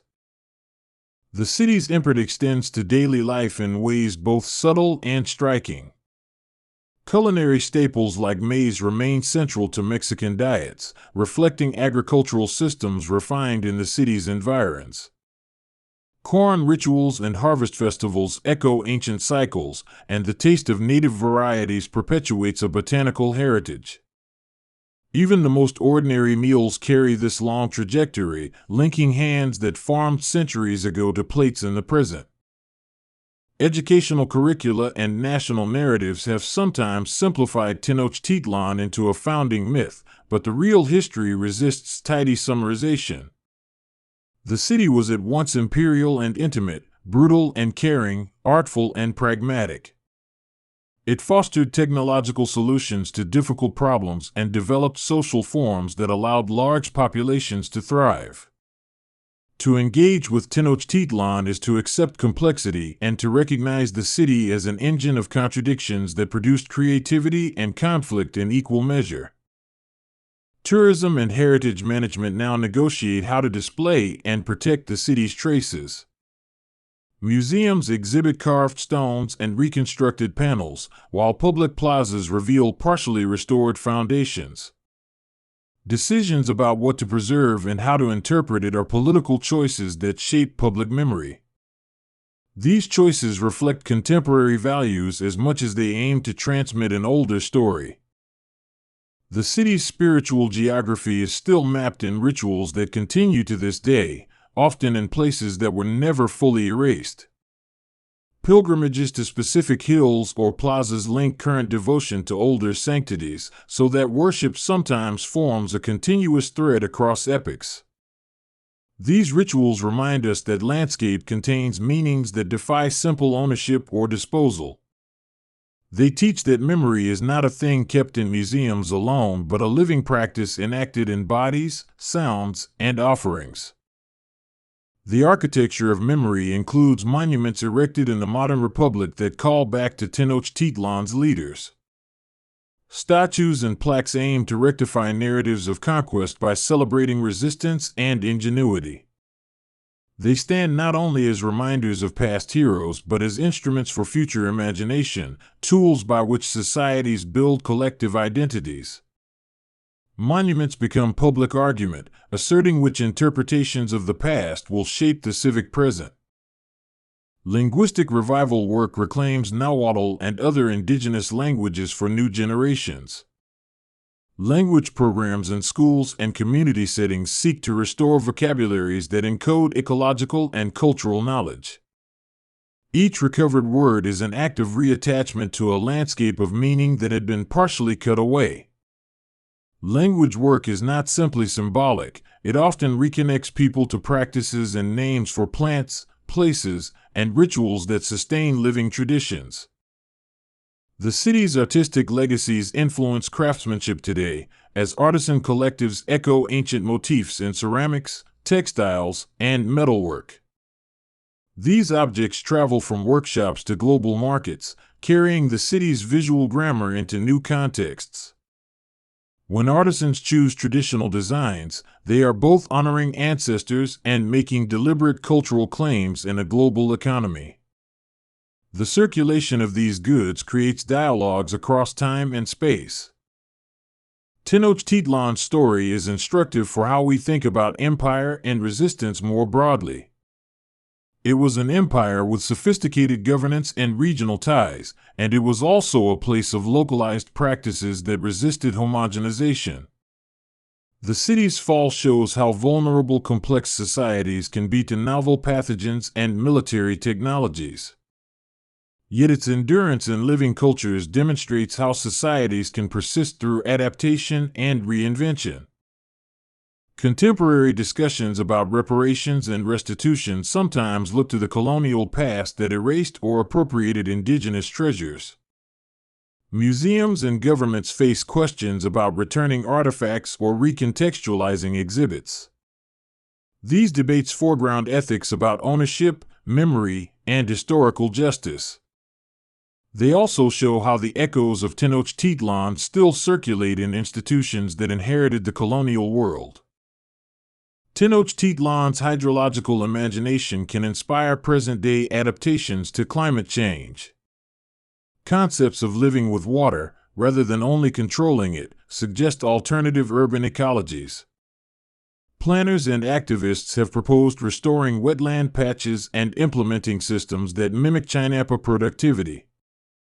These ideas demonstrate how ancient practices can inform modern resilience in a warming world. The story of Tenochtitlan refuses to be a single moral lesson, it insists on multiplicity. It teaches about ingenuity and the politics of memory, about catastrophe and continuity, about how cities can animate both domination and community. To listen to it is to enter a conversation that spans continents and centuries, a conversation that keeps returning to the same questions about how people build meaningful lives together. When you slow down and picture Tenochtitlan after all these descriptions, imagine also the smaller, intimate moments, a vendor arranging flowers at dawn, a child learning a song that names a constellation, an elder repeating a prayer to the same gods whose images once loomed on temple walls. Those small rituals are the living threads that tie the grand narratives to the pulse of daily life. In that way, the city's legacy is not an academic curiosity but an ongoing voice that speaks through ordinary acts. Finally, consider how the city's echoes invite you to think about your own place in a long line of human habitations. Cities are accumulations of stories and innovations, successes and failures, comforts and cruelties, and Tenochtitlan stands as a vivid instance of how human communities negotiate those forces. Listening to its echoes can teach patience, humility, and the readiness to learn from histories older than our own. The island city remains a model for how memory and materiality can entwine to create something that refuses to disappear entirely. The island city still speaks. Subscribe to keep walking its streets with us and share in the comments. Do you carry its memory most in the stones beneath your feet or in the ideas you pass on?